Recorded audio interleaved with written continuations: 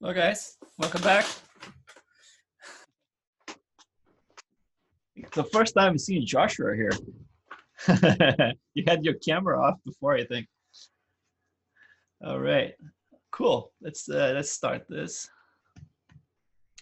Okay, let's try share.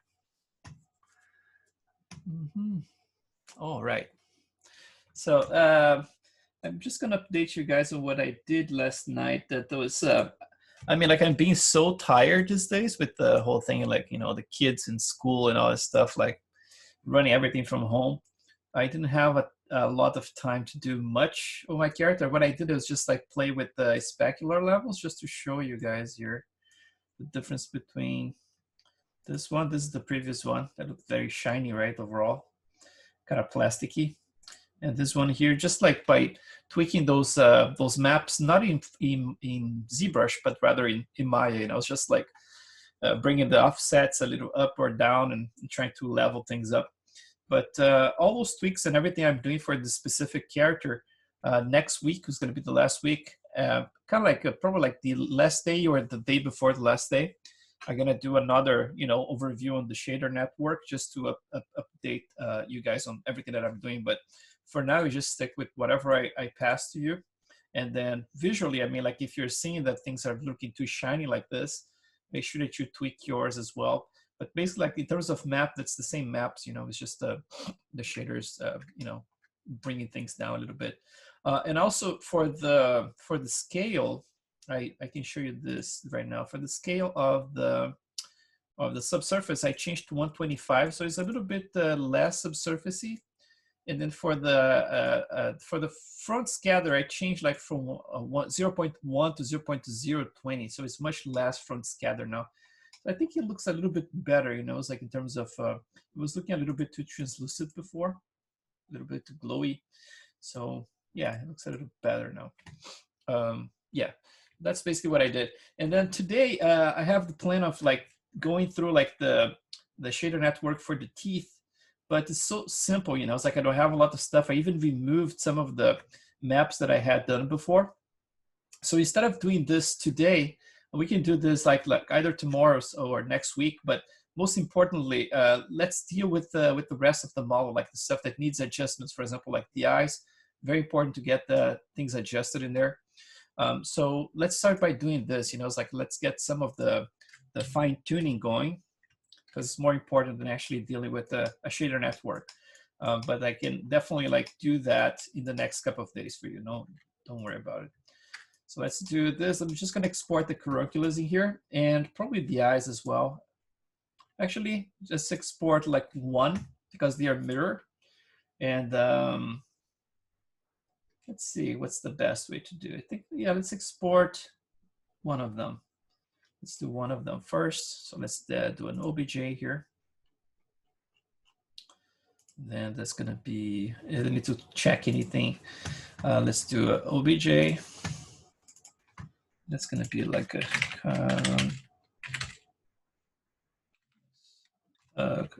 let's do like a, that one is a bright one, right?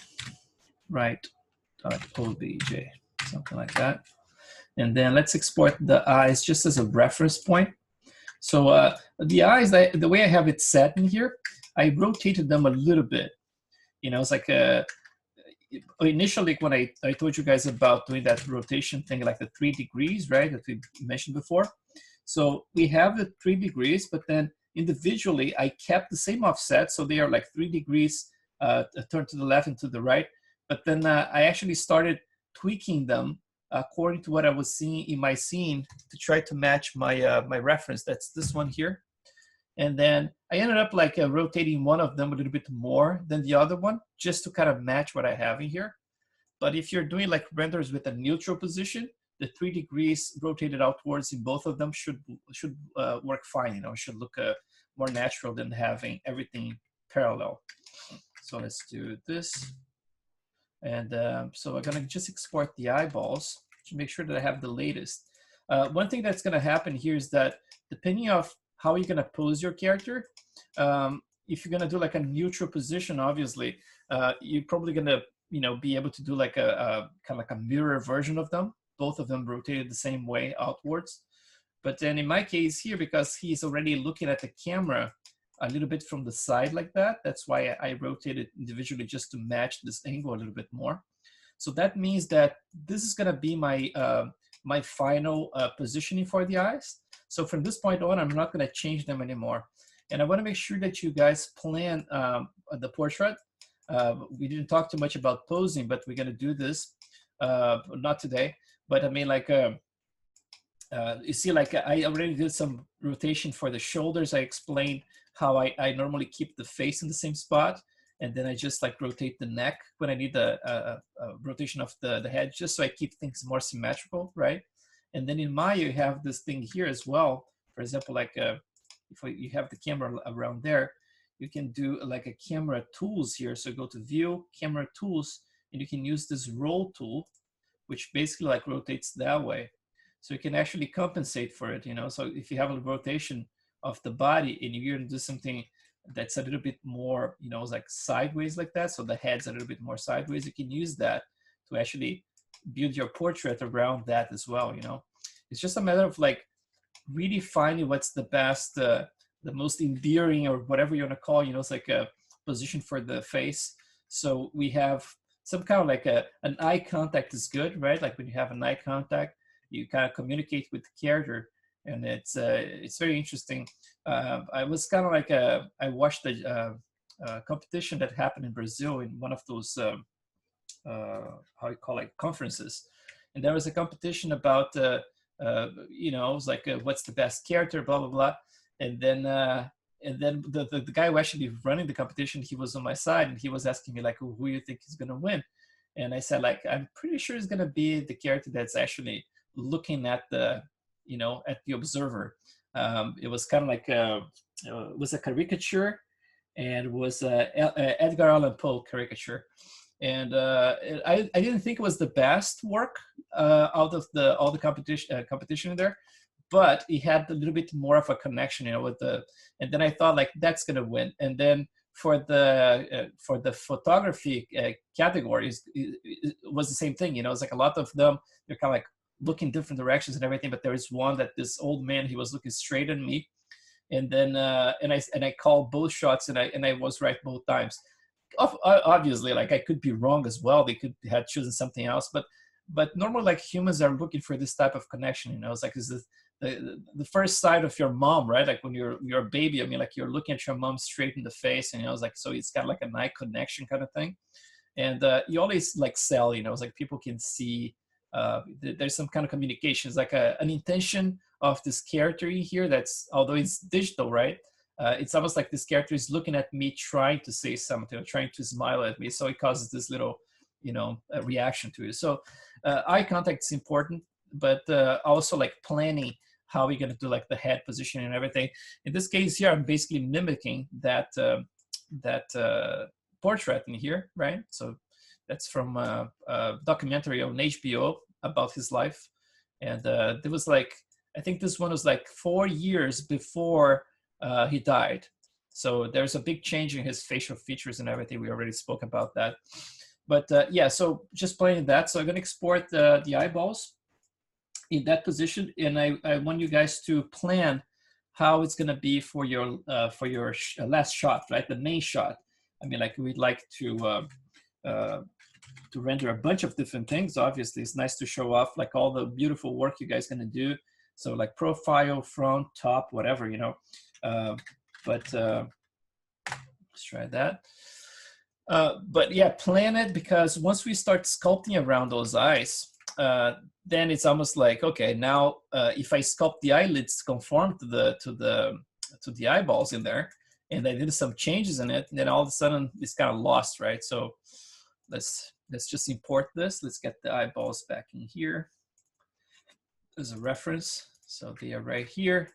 This one came flipped because it's flipped in Maya. So that same thing, like just isolate the one that's flipped, and then go to your display properties, and then just do like a flip. Now it's good. Let's just subdivide once.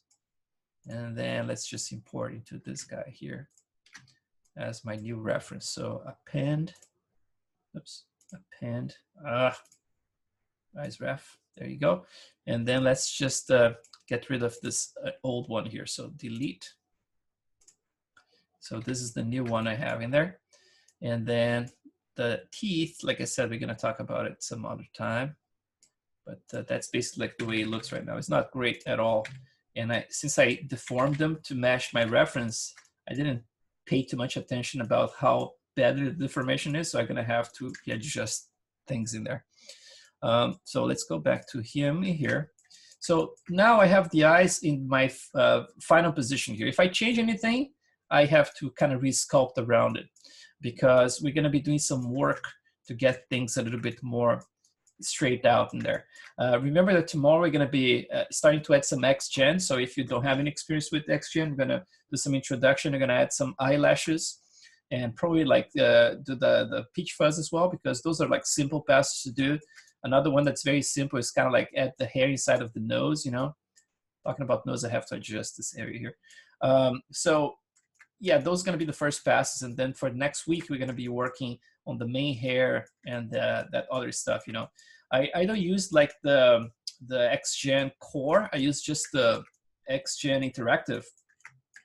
So it's more limited, you know. There are a couple of tricks we can use, and I can show you some of them, like Jesus. He's an amazing hair artist, you know, one of the best out there. And he has some interesting tutorials I can show you to how to emulate, for example, like the spline, for example, attracting hair. That's not part of the interactive, but he did some hackery in there. And then there's a way to reconnect some nodes and then simulate what the core has that's not part of the interactive. And then that can help as well, like for more complex sculpting. But we're going to be talking about that next week. So right now, let's take a look at the eye area here. Right now, everything's already asymmetrical, right? I'm working in my asymmetry for a while. So let's just take a look at my lowest resolution. Oops, this one here. Lowest resolution for my eyes here. So you see, like, it's not like I need a lot of work. I think I pre-adjusted it. But that's what I expect you guys to do. You know, it's like try to find one line, one edge that actually wraps around the eye, kind of like perfectly. You know, it's like you see it's a little bit bad in there. We're gonna be fixing it, but for the most part, it looks very nice in here because we're gonna need to be able to select those two edges in here to add our eyelashes. And then if it's all over the place, for example, the top one here can have some adjustments, right? So let's try to start with the top one. Let's do something here. Let's try to go to one subdivision level higher than that. So just like the second here. And then what I'm gonna do, I'm gonna do the morph target trick, right? So I'm gonna delete my morph target, I'm gonna store a new one. So now it's a brand new one. Let's turn my transform, activate symmetry, and let's do a posable symmetry, right? So it's posable right now. So that means that although it's asymmetrical, I still can tweak things around. So I'm gonna be pulling this area here slightly out just to create this nice offset in here. So the border, right, that edge in here, I want them all to flow quite perfectly, right? So around here, it doesn't look bad at all. I think, like I said, I did some pre-adjustment in there when I was in the sculpting phase. If you leave it all the way to this phase here, that sometimes after you have the HD geometry and everything, sometimes it's hard to actually tweak it. You know, it's like because some of the HD stuff is going to start sliding. But hopefully at this point, you guys didn't do a lot of work in this area just yet. So let's just adjust this. So basically like the top one in here, I'm adjust like everything symmetrically, right? But now with the posing, like I said, to make things more correct, it would be good if I actually sculpted, you know, to conform to this bulge of the cornea here. I can actually simulate a little bit of that bulge in the top lid as well. So what I can do here, since it's already asymmetrical now, you just bring this. Oh, before I do this, let me just reproject this, okay? So let's just do, let's go back to symmetry. And I'm just gonna smooth out this area here with a low intensity smooth. So maybe like 23 or something. Too much. Let's see with my tablet. I can get some pressure sensitivity here. Let's try something smaller. So something around there, and then around here, just to make sure that everything smooths out and get those lines to look very, you know, like a round around that corner, around that edge. And then we're gonna pull things out because it's very flat against the eye, especially here. We're gonna rebuild that area a little bit more. You see this area here is coming forward a little bit. So I'm gonna bring them inwards a little bit. And then just make sure that things are good enough around there. So let's do something here. Let's just make just this object visible at this point. That's going to be just this one. And I want to make sure that I'm just reprojecting what I need. So if I don't need anything else, what I can do here, I can just actually I'm going to need everything visible to be able to do the project morph thing. So I have my morph saved. If something goes funky, I can actually just paint a morph target in there. But the whole objective of having that morph target, having the morph target, is to actually be able to tweak this area here and reproject everything, right? So just a little tweaking here, smooth it out again. And then I'm not going to touch this area here too much because I already added some detail in there, but just the edge should be fine. And then you can do that trick, like go to your project, where is it? Project morph target. You're going to go to your project morph. Then you're going to click and slide all the way to the end and release it. So boom, it reprojects to the same spot. And you should be good to go. So it's very close to what I need, right? Like it's not perfect, but very close. So nice and close to the eyeballs. So let's try and get it back here. And now let's do a little bit more sculpting in those areas here. So let me get some round alpha in here, maybe like 37. And then I'm gonna start sculpting this one here first. One thing that you have to avoid, let me just go asymmetrical here for now.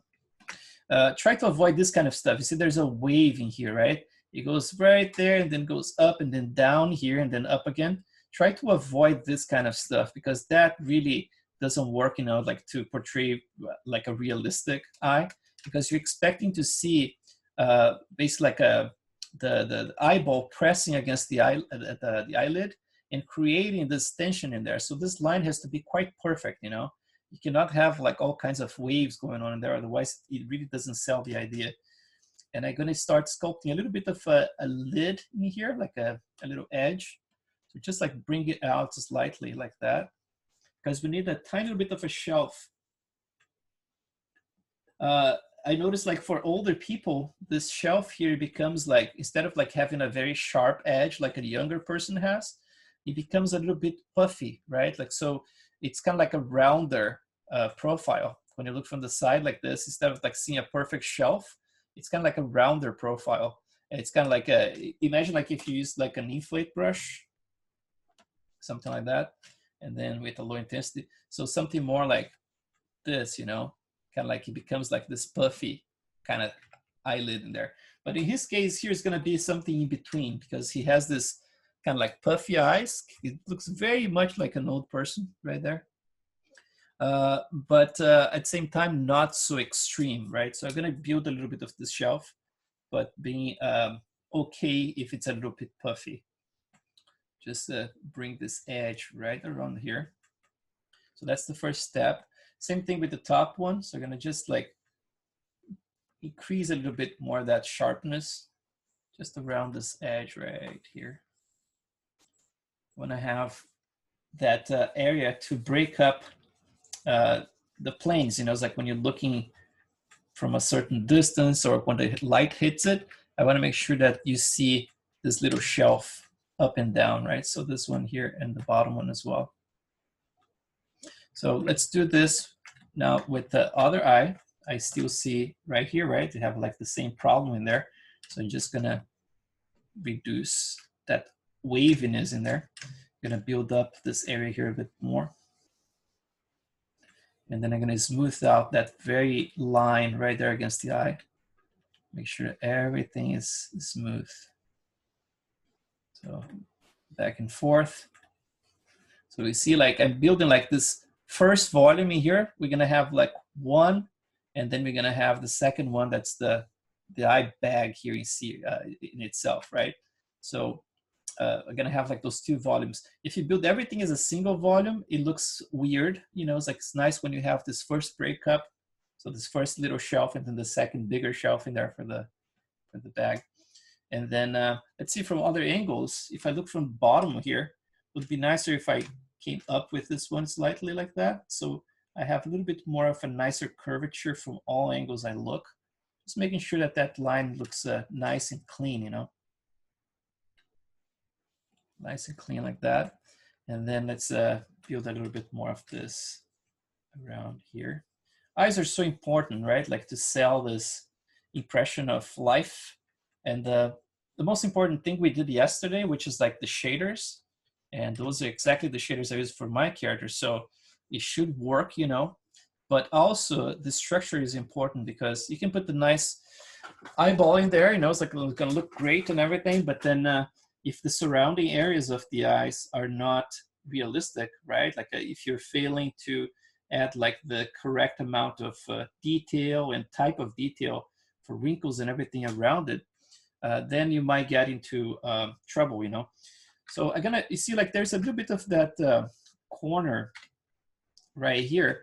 In real life, what happened is that that corner is actually, it's a round corner. It's not like a pinched corner like that. It's a little bit round because imagine like this eyeball is pressing everything out and is stretching it, trying to go through a smaller hole. So everything is kind of like is stretched in a loop, you know. So this pinch here is kind of like not intentional. It's just because of my sculpt, the way I did it.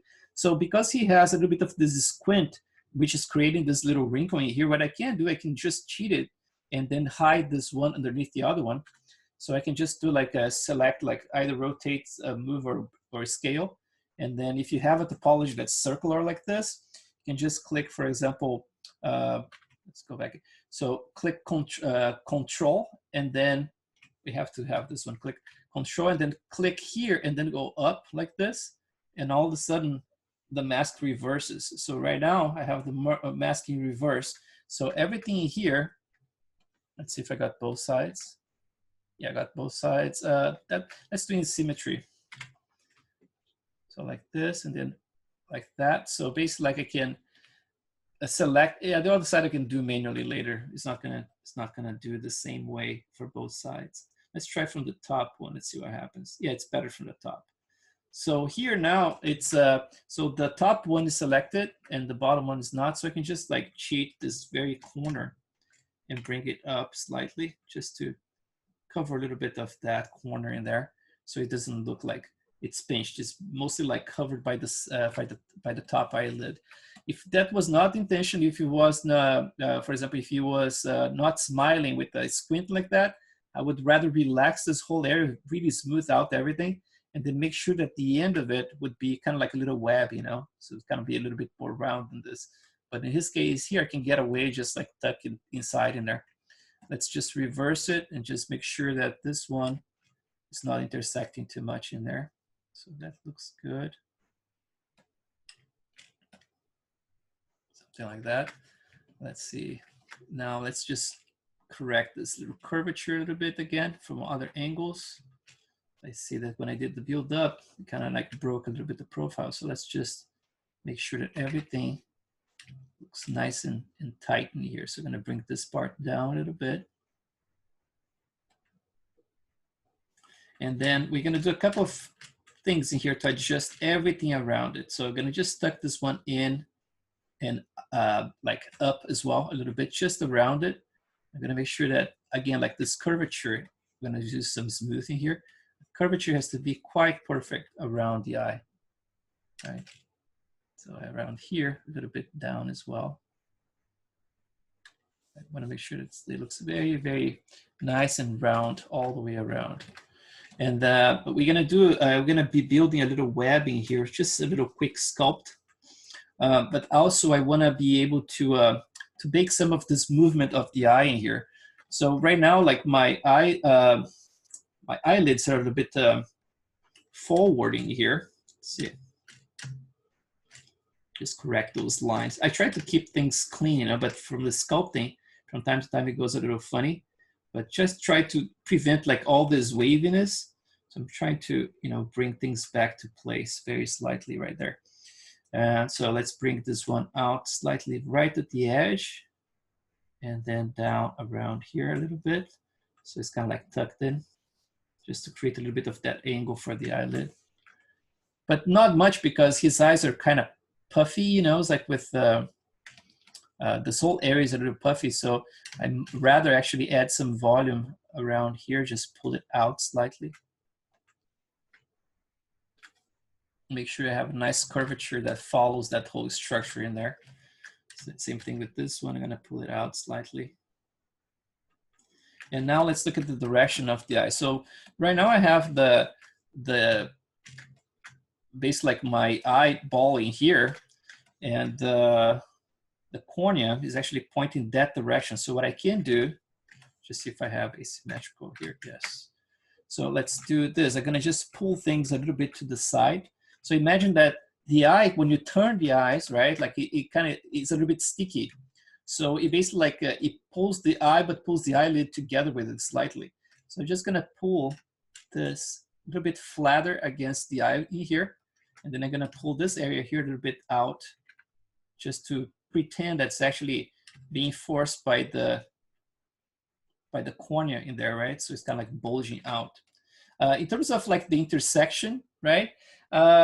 If you can avoid, I say like, you know, there's a way to actually project from the inside and get the eyelid not to touch the eyeball.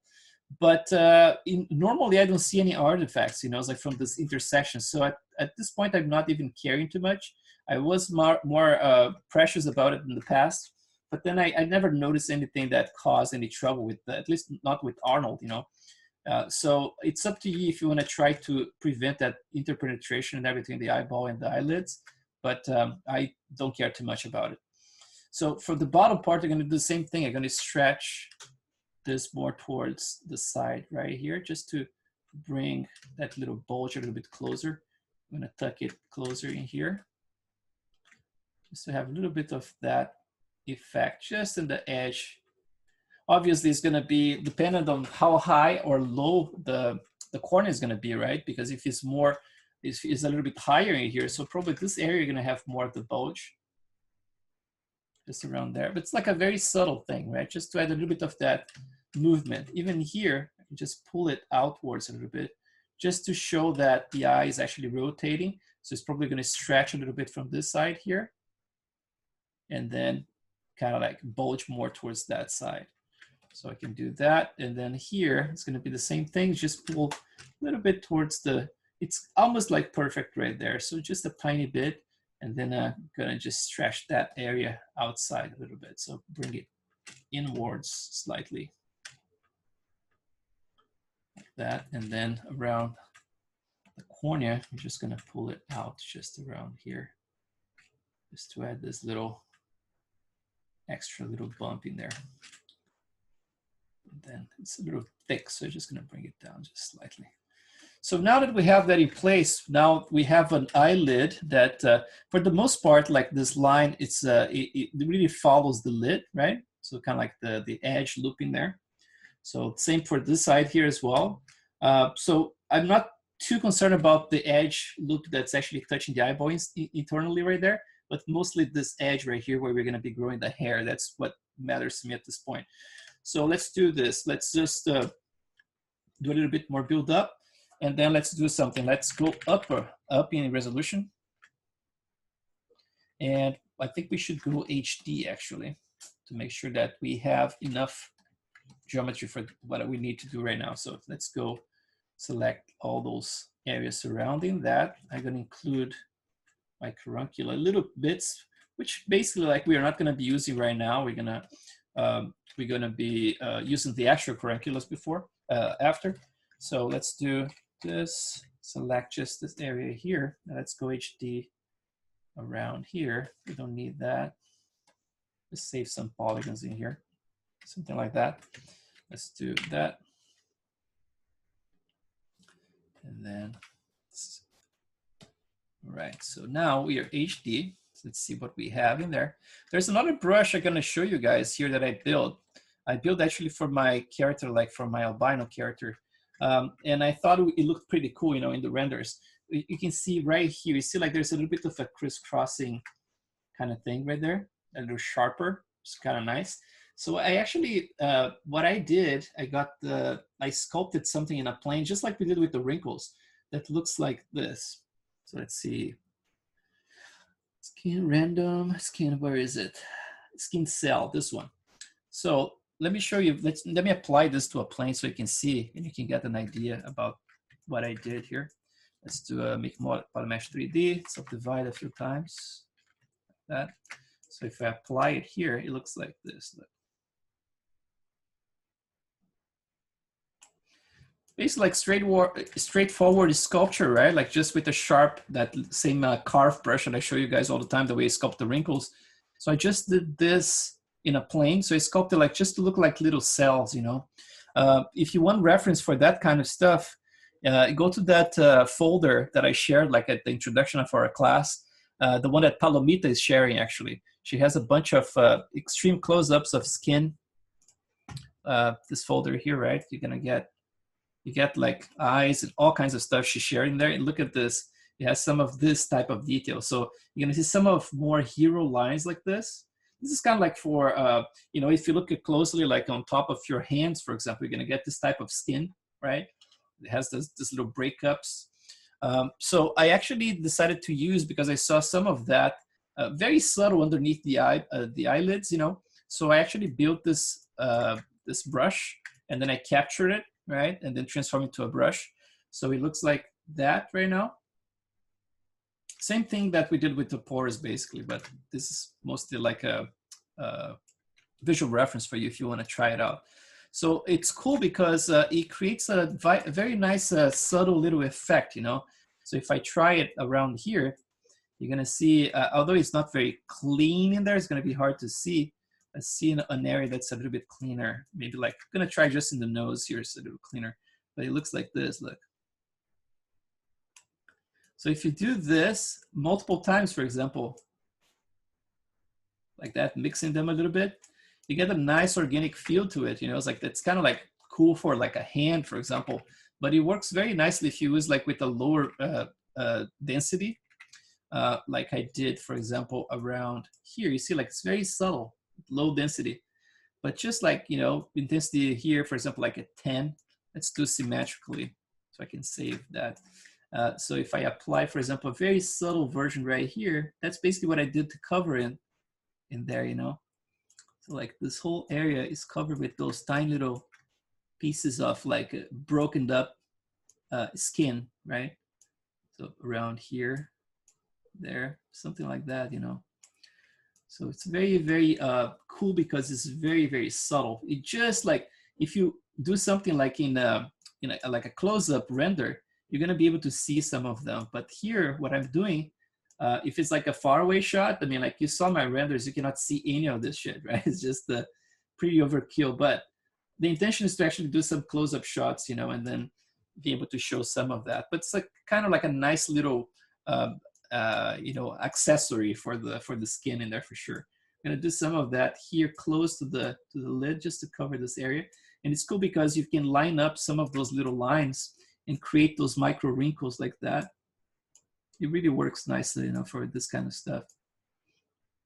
So very, very subtle right there. But let's talk about the eyelids in here. So let's turn off the symmetry again. And then we're gonna sculpt some of the lid itself, right?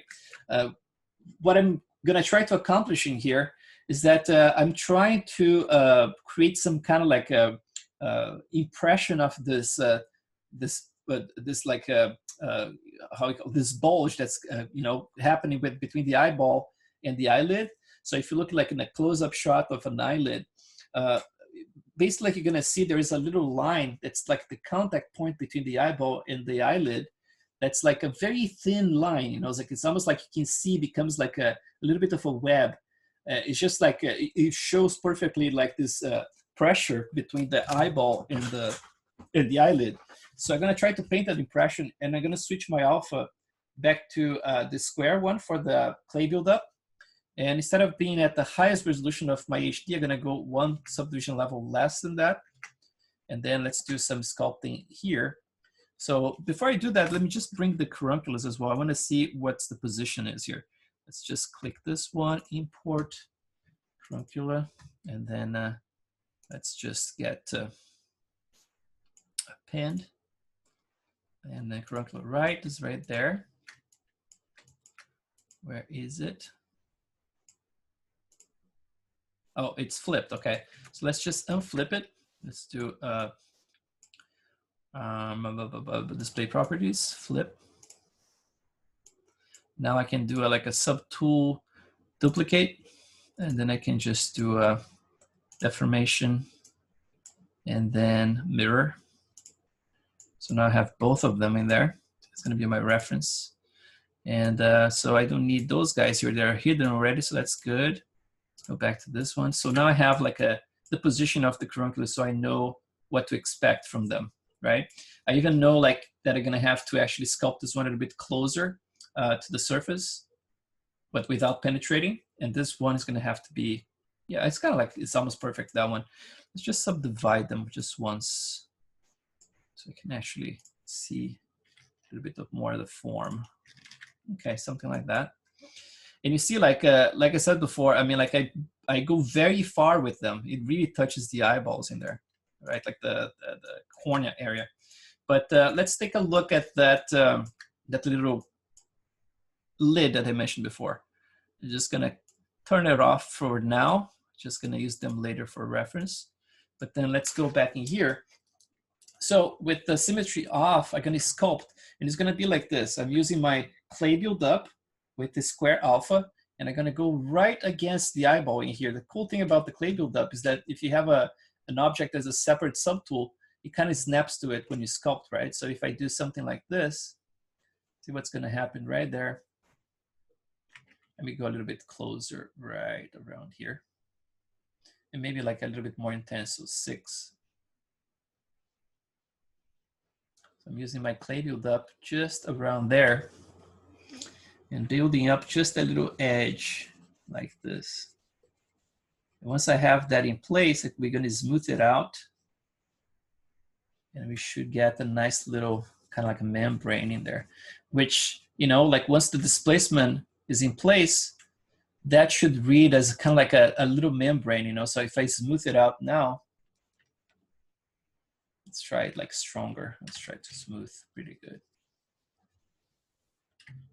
Just a tiny little bit of a breakup of that curve, right? Like that little lid. Instead of like looking like a shelf, that's like a perfect shelf. Now it's gonna have the shelf plus a tiny little bit of a lid, something like that.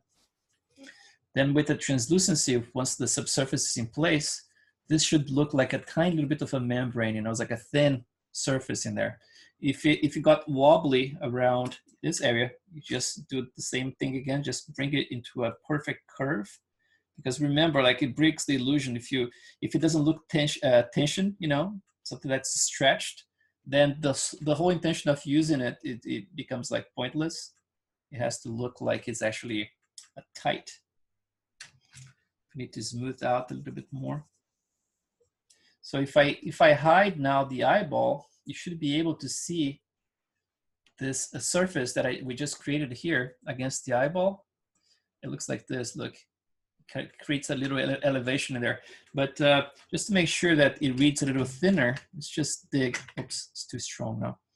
Let's just dig a little bit more of this. Just like remove some of that thickness. And create a little bit of this little wall, right? So there's a little wall in there, right against the eyeball. It's the kind of stuff like, you know, this is a tiny little detail that, you know, it adds something. I really do this for all my characters, you know, but it's the kind of stuff that if you're seen from a certain distance, you're never gonna notice, you know. It's just like, you're never gonna notice that there's something going on in there. But we know that there is a little extra detail that might help with the, you know, rendering something to look a little bit more realistic at the end. Just a little tiny edge. And then like for the shelving here, like I said, like in the past, depending on the character, I even use like sometimes like the H polish just to force this to look like a flat plane. So for example, with the H polish, you can just go and really flatten that area, right? But then smooth out this little edge because it cannot be a super sharp edge. But in his case, because the reasons I mentioned, I'm gonna keep a little bit puffier like that. So I'm not gonna do this treatment for him. But what I'm gonna do, I'm just gonna increase a little bit more of this edge. So let's do like with the little clay buildup, just the edge right here. Just make sure that we have a little bit of that edge visible. So a little bit of this shelf, but not much in his case. In your case, if it's a younger person, then yeah, you can definitely go a little bit sharper than this, but without ever going like, you know, super sharp, obviously. So let's show the eyeball now. So now we have the little structure in there. Still see a little bit of a wobble here. It's just tuck in a bit like that. See, like barely touching with my brush, like just very slightly like that. To remove any imperfection in the line, to make it look very, very tight. We can do the same thing for the top, although the top we don't see much because there's shadow in there sometimes and all that stuff. But let's do it in the top as well. So let's do, you know, again, like with this small brush, intensity maybe a little higher, like 6. And then I'm gonna go right against that. And then build up just a little edge.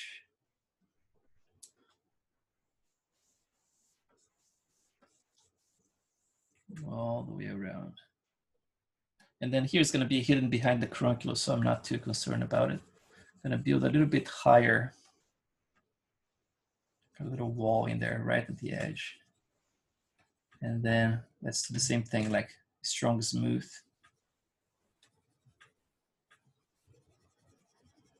Get things nice and tight. Maybe a little bit more around here. Oops, too much.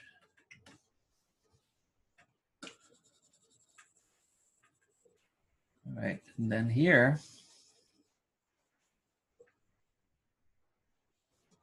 let's see, let's go, let's double check like if it's really nice and tight in there. And then just bring this edge into a perfect like curvature all the way across.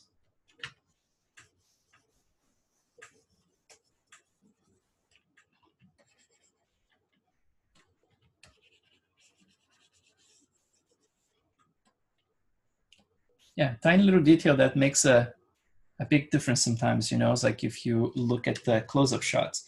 So I'm gonna just tuck in from here because I'm seeing some waviness in here from this angle. Just make sure that I'm tucking everything a little bit closer to have a nice curvature, nice and tight. There you go. So I think this one is kind of good to go. So since we're exporting everything from displacement map, the displacement map should be able to actually recreate that little support piece that we just sculpted now, because obviously if you go to the lowest resolution, you're not going to have enough geometry to create that little support, but it should be able to actually displace that much to create that if you have enough resolution for your maps, right? So let's do the same here. Let's get around here. Let's do, oh, what I'm doing here, oh, I'm using the move brush, right? I was about to screw things up. All right. Sometimes you touch stuff with the move brush and then forget about it, right? And then all of a sudden, like there's a hole in the model. And then sometimes it's in a good spot, so you can actually clean it up. But sometimes it's like it's right in a hero spot that you should not touch at all. And then all of a sudden, you have to resculpt that whole area.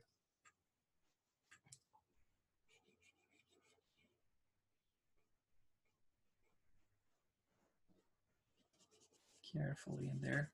Yeah, it doesn't need to be perfect, but it has to be kind of consistent. And then with the smooth, you can actually solve a lot of the problem in there. And make things look tight again.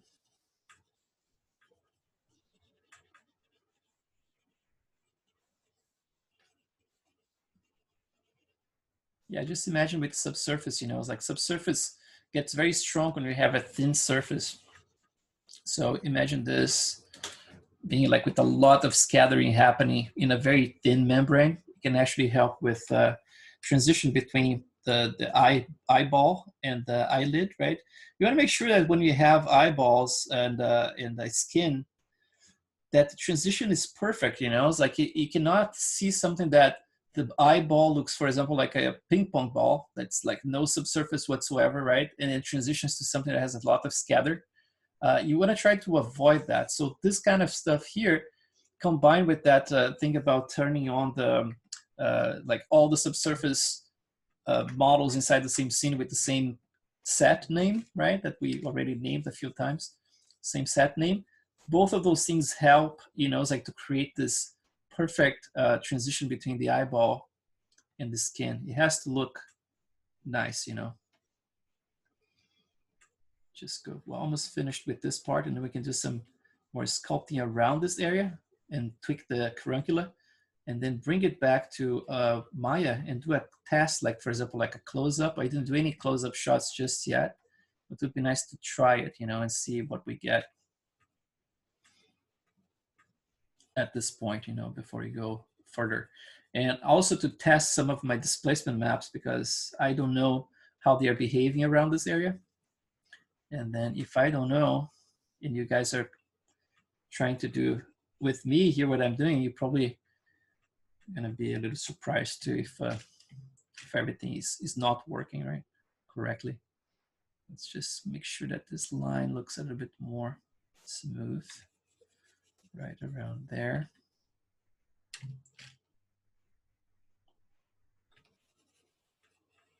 So that looks nice. And then so for the eyelids, I mean, like normally I sculpt some of this bumpiness in the eyelids, but I think we're gonna wait until we have the eyelashes tomorrow.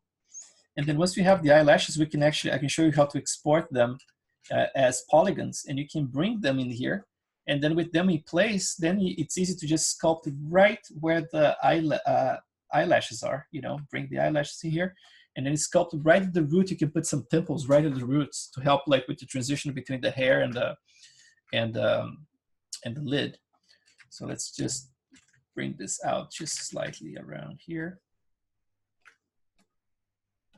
That looks decent. Let's see this area here. See, every time I see an imperfection like that, the curvature that's not, you know, contiguous, right? Like you have to make sure that things are transitioning and flowing without any interruption. Imagine that's something like this, right? It doesn't look very good, right? I'm just exaggerating, obviously, but I mean, like I try to see like subtle changes in the curves. And then if I see something like that, I tend to go and try to make a perfect curvature or close to that, because you know, it's like at the end of the day, you know, it's like you have to feel that there is an eyeball that's actually pressing this whole area out. And then it's almost like everything has to be an offset of the eyeball, right? So if you have like your eye bag, for example, you see in my case here, this internal part is popping out a little bit much. It's not like a perfect offset for the eye, but it's actually is justified because I have a squint happening. So it's kind of like the squint is pressing against that area. So it's kind of like it gets a little bit, you know, a little bit more forward around there. But just around here, I can actually pull it out slightly just to create this impression that it's conforming to the eyeball underneath it, right? If you have something that's completely flat like that, it doesn't work, right? Because I mean, like the eyeball is pulling everything, pushing everything out.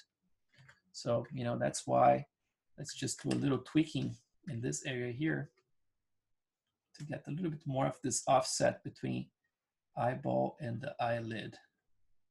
And then keep this area here because of the squint, so that's fine.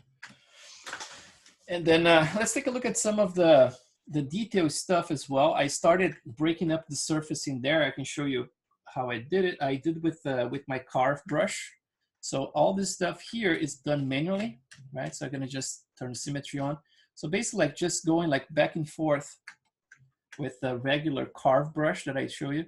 So basically like going like down and up in slightly different angles, and then coming from another angle and then crossing over it like that to create this kind of like, you know, zigzag and crosshatch kind of effect in there. So that's basically like going like back and forth, just like manually doing this. And then you can get like a lot of the stuff done very fast. So something like that. I'm gonna go from other direction here. And then when I got around here, then I start sculpting some of those hero wrinkles and then trying to create this little effect that we talked about before. For example, like get some of those pores and connect some of them, right? Get right around there. And then you break up that curve, you know, just to make sure that's not like completely parallel. So just, you know, something like that. And you can drag them deeper into this area here, making sure that they flow the correct way, right? So they're flowing towards the, you know, the inner part of the eyebrows in here. And then when I get to this area here, same deal. Instead of like going that way, now I'm going to start digging towards the nose here. So I create like those micro wrinkles right around here. I can make some of them deeper, something like that. Also, like, it's impressive that this type of detail is the one that catches your eye, you know, because that's definitely like what the light is gonna catch, gonna create a nice little breakup in your specular as well. So it's like if you have something that's completely plain, right? Like everything looks the same texture. For example, if I use the same texture I have my nose right here, it would be boring and there's nothing for your eye to be curious about, right? But this type of thing, for example, like adding some of those hero wrinkles right here, another one right there, right? And then those little ones in here, and then this little one in here, everything becomes more organic and believable, you know? It's like your eye starts traveling and look at the nose like, yeah, that's, oh. So I see there's something that's going on there. It looks like, in my mind, is I can retell the whole story, right? Like, oh, I can tell that there's some compression happening there in the skin because I see this in my own face my whole life. So I know that there's a facial expression in there. So you can kind of like unconsciously believe that there's some kind of like mechanical, you know, thing going on in there in terms of like how the muscles are behaving, right? So like pulling things and stretching things. That's why it's important to create like, you know, the directionality we were talking about around here. I started adding some, but I have to do some more sculpting here, really get this to stretch a little bit more around here. Get some of those wrinkles to actually break up around here, right? I have to be careful as well because, like I said, he's a young guy, but he has a old look. So it's like this tricky thing between how far you can go with all those wrinkles, right? But just around here, for example, I can break this up like that, like those wrinkles adding this type of like curvature towards this area, right? And then around here, I can start digging some of them coming this direction now. So it kind of like flows, you know, it's like from here it flows to that direction. I can even catch like some of them around here.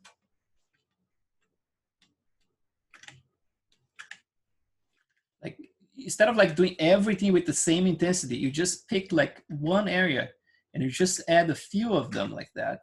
So your eye can actually catch those differences in surface and then be happy with that and then move to the next session, right?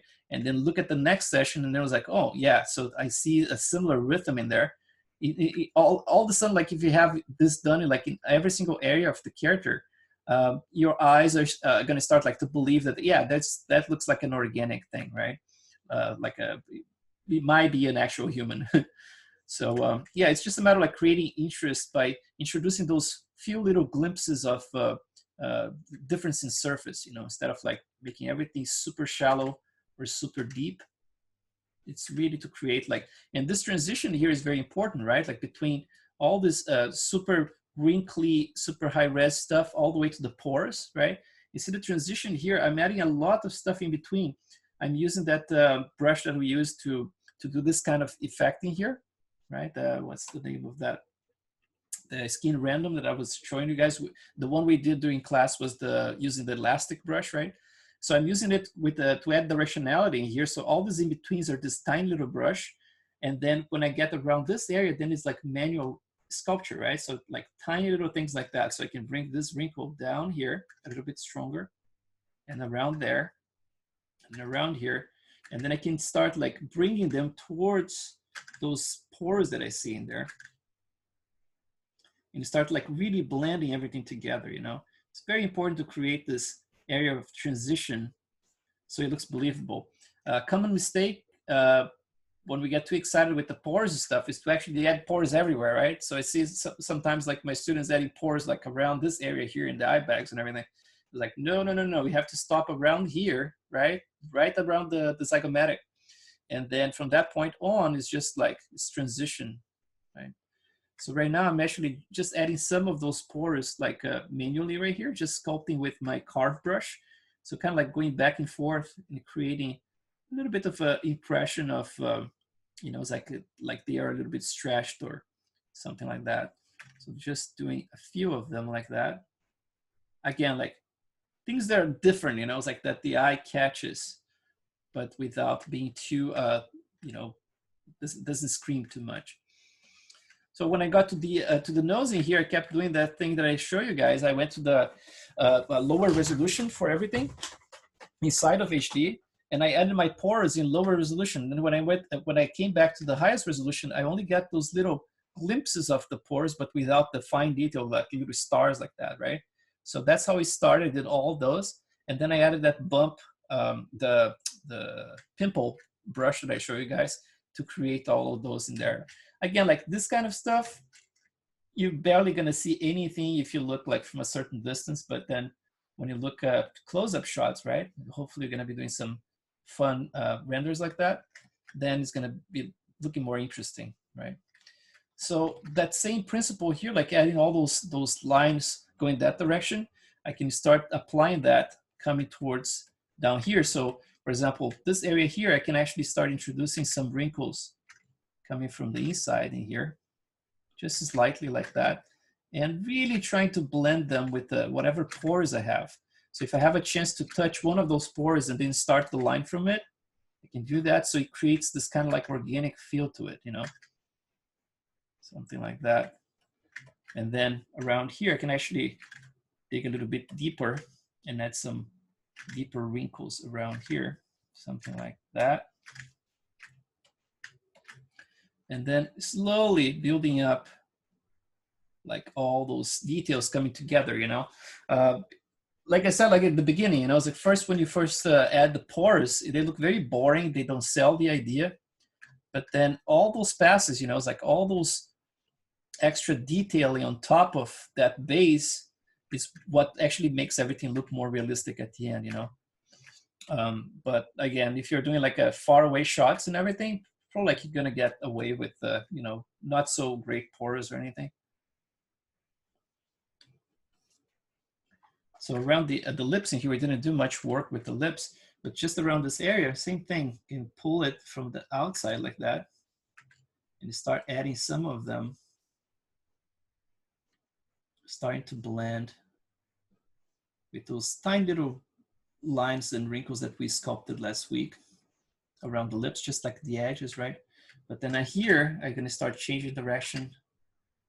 So kind of like going towards the lower part right here. And then from time to time, just cross those lines so it doesn't look like parallel lines ever, right? Just like there's a little quick crisscrossing in there. Crisscrossing. Let's go here, just add some of them going down there. Just try to imagine things like cracking, right? Like breaking up. So like really adding like different directions for things. So like that, so like making things more organic overall. So this is gonna be the same approach for pretty much everything, you know, it's like really like this very simple brush, right? Like this is the one we carve all the wrinkles, also to use for those micro wrinkles. So around here, for example, I can actually break up this line into something like this and then extend some of them like that. So, you know, slowly we start filling up all those gaps and making things more interesting. If I want to get to this area here, for example, I can start carving some of them vertically in here, just to connect those little dots in there. And then start changing the direction around here. And then right around the lips, I can actually break it up from time to time. Just add some of that line, those lines. And then making sure that you have like, some of them are gonna be longer, some are gonna be shorter, right? So I'm gonna start a little higher. Make sure you don't have them like all the same everywhere, because that's definitely not gonna work. And then another thing we can do here, since I'm just demonstrating like the treatment around the eyes here and then going around the other areas, let's take a look at the, you know, pimples and scars and other things like that. And then we can move on into doing some like some render tests soon. So for the pimples here, I show you a couple of them, right? I show you this one here. That's our, you know, we already spoke about that one. It's just like the alpha. It has that little, you know, profile that looks like that. So this one is very cool to create, you know, those types of little pimples. Try not to go too strong like I have here. Let's see. Let's try it like at 13. Let's see if 13 works. Something like that, right? Even lower than that. So some of them, don't need to add a ton of it, but you know, some of them are cool to just like add some of them a little bit bigger, a little smaller. Just this brush on its own, it doesn't look like much, you know, but if you use in combination with some other surface detail like that, it really works. You can even spread around, for example, you know, it's like you can get some of them starting to go towards this area. And really, you know, it's like if you really want to go to town with this stuff, you can really start adding some pimples like everywhere around here. And it kind of like start transitioning, so we have more concentration around here. But then when you get here, maybe you have one like that lost in there, you know, it's like a little higher like that. And then they start getting a little bit more dense around here again. Something like that, you know, it's like some smaller ones, some bigger ones, and then some right in the transition right here, which we didn't detail that much in the side just yet. We are doing asymmetrical at this point. But, you know, just like to bring, and obviously you can sculpt and paint at the same time, right? Like I could potentially use some RGB and then paint them a little bit wider or darker, right? But you have to be careful, because if you go like full on black, it really shows in the render. So it has to be like, if you're gonna go black, you have to put a tiny little bit darker than the skin tone that you have in there. For example, like if I'm gonna color a pimple, I would get like sample this color around here, and then bring this down slightly like this, right? But never go like this, because it really shows in the render. It's gonna look like a black dot in there. So that's the first pimple we talked about before. So the second one is this one here, which is like more generic. So this one creates something like this, right? Which is very high in here, but if I reduce the intensity, something much lower, you know, it's like you can really add some more, let's get like right here in the nose, maybe a little higher than that. Like let's try 14, something like this, you know, it's like right there in the nose, see like it's breaking up that little profile. So I can do things like, you know, as I come around the lips, add some of this bumpiness in there. From time to time, I can actually reverse this. So I can go like a little bit bigger right here, right? And then reverse it, so we create like right there, like a depression. So let's do in the nose, if we can see it better. Kind of like a little depression like that. So you do like in a few spots, you know, it's like in the face with different intensities, and you can get kind of like, it's almost like there's a tiny little scar when you're doing negative like that, right there, like, right? And then I can add like a bump right here. Obviously, if you add too much of it, right, you're gonna get like your character to look, you know, it's almost like disease, right? There's a lot of stuff going on at the same time. But if you use like smart, just in a few spots, you can create like nice little details. So very, very simple, right? This one is basically like it's one of those alphas, but I think I tweaked the radial fade here quite a lot, and my mid value is at 50. It's basically like it can be any of those guys here can transform. I would start with something like 36, 37, and then with the drag rectangle. And then there's another one here, which is the number 3. And then I have, oh, this one is here is the cool one, the pimple elastic. So it's the same deal, but just using the elastic as a brush, right? Start with elastic brush, clone it first, add drag rectangle in there, and then an alpha. Try to use one of those, you know, it's like 49 or maybe like some of those other ones like 37, you know, but I think 49 would be a good one in here. And then focal shift, I'm not using anything. And then for the intensity is at 53, so it might be a little high. Let's just test it. The cool thing about using elastic, right, because it preserves all the detail that's behind it. And this one has a nice transition as well. Let's see if I change the curve. Yeah, I changed the curve. So the curve looks like this. This is the top, this is the base. So it fades in, and then it gets a little rounder at the end. Let's try with the lower intensity, something around here as well. So, you know, this kind of stuff, you can really add a nice detail without destroying your surface in there, because this one is elastic, right? So if I do, for example, in an area like this, I'm gonna do very strongly here, look. It inflates it, but without destroying your detail. So the elastic is cool because of that, you know. Let's try something like this. Also, you can use some negative ones.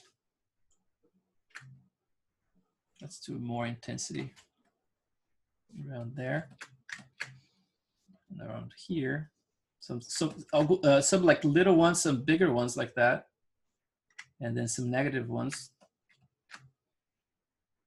Little like pimples here and there. And if you go too high with those pimples, they really show in the displacement. You know, it's like if it's something intentional, it can look really cool actually, because the subsurface in Arnold, it becomes like any like thin surface, especially with the random walk too. Any thin surface or small pimples like that, they get like very translucent. So it adds a tiny little nice effect, you know. So let's just do a few of them here in the nose, around here. And then let's do like this area we didn't populate with those little bumps in here. We did in the other side. So we have like some bumps happening around there. Let's do a little bit stronger than that, like 45. So something like that. Let's see, too much, 30, 41. So let's get some of those bumps around here, kind of like right in between the micro wrinkles that I have. I'm gonna add those little bumps like that.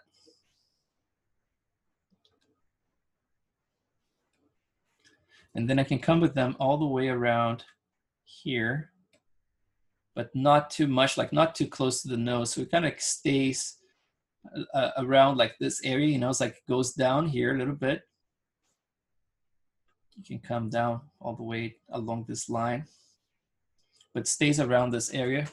And then around here, you can add some of them as well, but not as many. I would keep a little bit lower count. And then let's do some more around here. And then I'm gonna get some of them around here as well.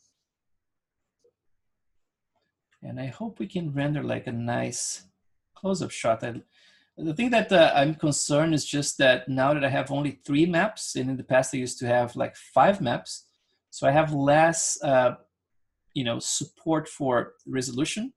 But based on the calculations, I mean, it should be enough to, you know, to accommodate all the detail. But sometimes I think like maybe if I went like 4 maps instead of 3, that would be better. But I don't know, let's try. Because I'm not seeing like any close-up shots yet, and I'm concerned, you know, but maybe I'm gonna render and it's gonna look awesome in the close-up, so I don't need to worry too much about it anymore. Let's try that. If I went too high with those guys, I can actually go back in resolution a few times and just like smooth things out just a little bit, you know, just like remove the depth of them. So for example, here, if I wanted to reduce some of that depth, we could go like Shift D, right? A couple of times like that. And then just like a little smooth here. Let's try 30 something. Smooth it out like that.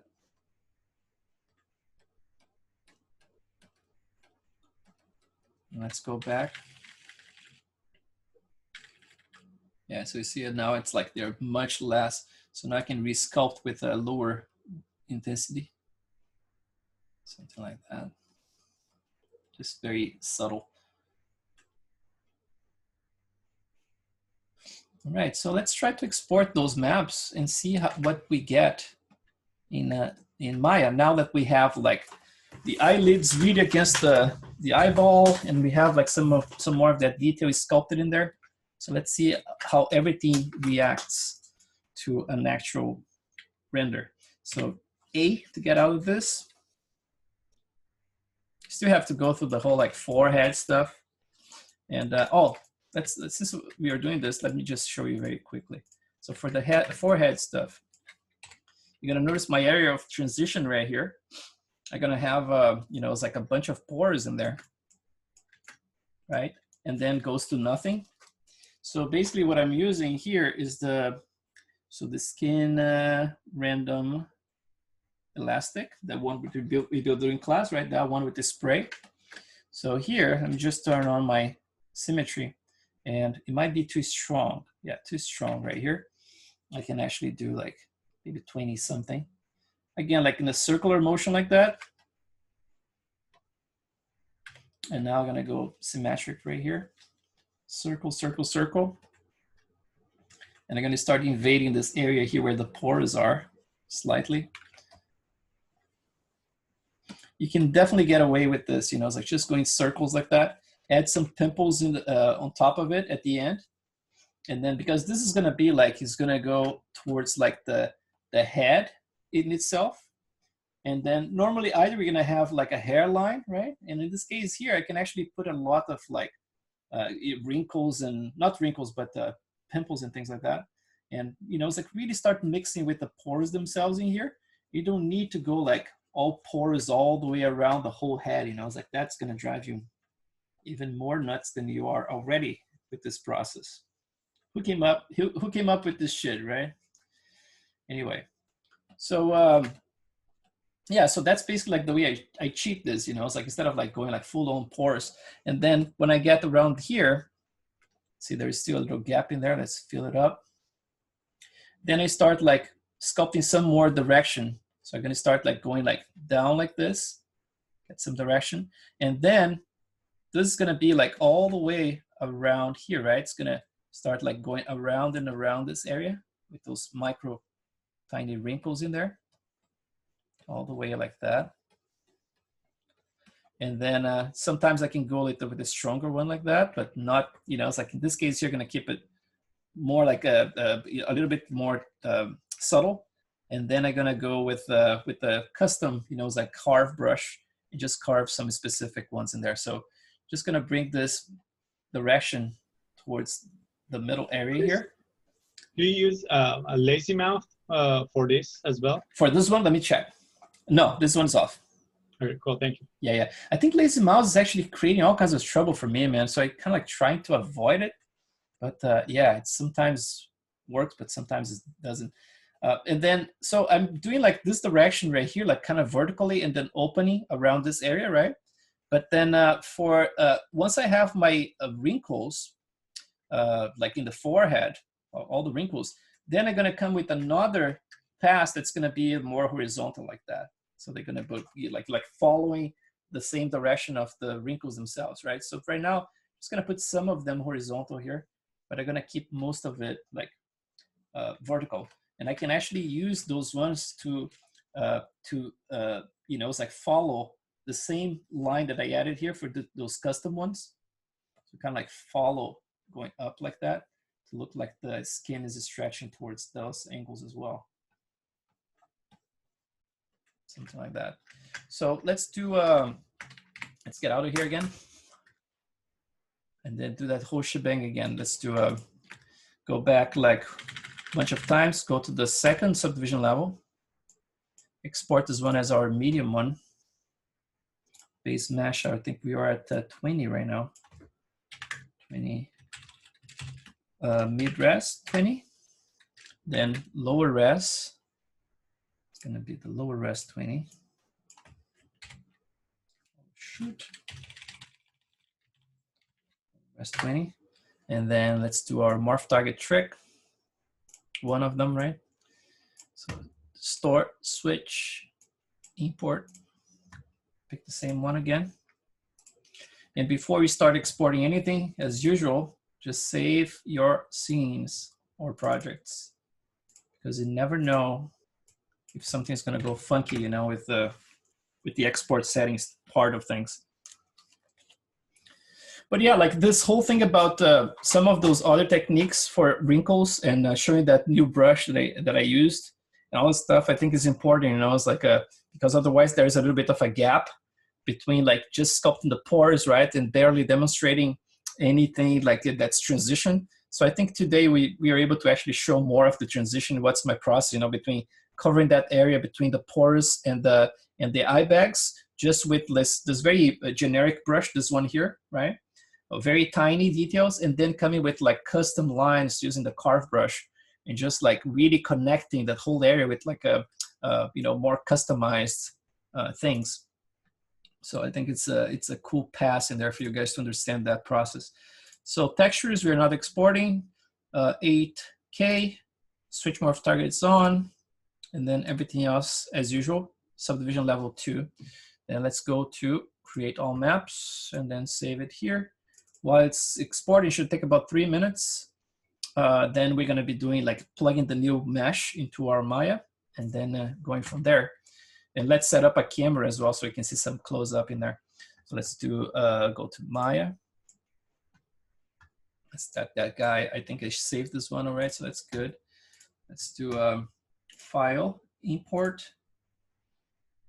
Let's go to OBJ, not the low resolution, but the middle resolution, mid-level, import. Okay, let's get it here. Should be the last one imported, this one. And then we have our head right here. Control click, so first the new one, then the head itself. And go to deform, blend shape, give any name. We're using AAA for everything. So just gonna slide it. So now it matches. I'm gonna delete my history and then delete this new model, and we are back in the game. Just waiting for the displacement maps being exported right now. So while we are here, let's just bring this down to, let's see, 20 frames. I'm not gonna render more than 20 frames. And we have keyframes all the way to, I have like something like this, right? A couple of them like that. And this is the last one. Oh, actually there is one somewhere else, but I'm gonna consider that 8 is the last one. So I'm gonna create one right here on 9. So let's do like a close up in the eyeball like that. Let's try to render something like this. Oh, and since we are here, let's talk about like the curriculum we spoke about yesterday, obviously. Oh, it's being hard to just like press F in here and get everything to work for some reason. But the curriculum, I have to adjust it in ZBrush. We can do this later. But the intention is to make this a little bit flatter against the eye here, right? It's a little bit too puffy around here, so I'm gonna get flatter in ZBrush. And then we have the tear lining here, that now that we tweaked the whole thing, right? We tweaked the eyelid to conform to the eyeball, right? So I'm gonna have to do a little tweaking here.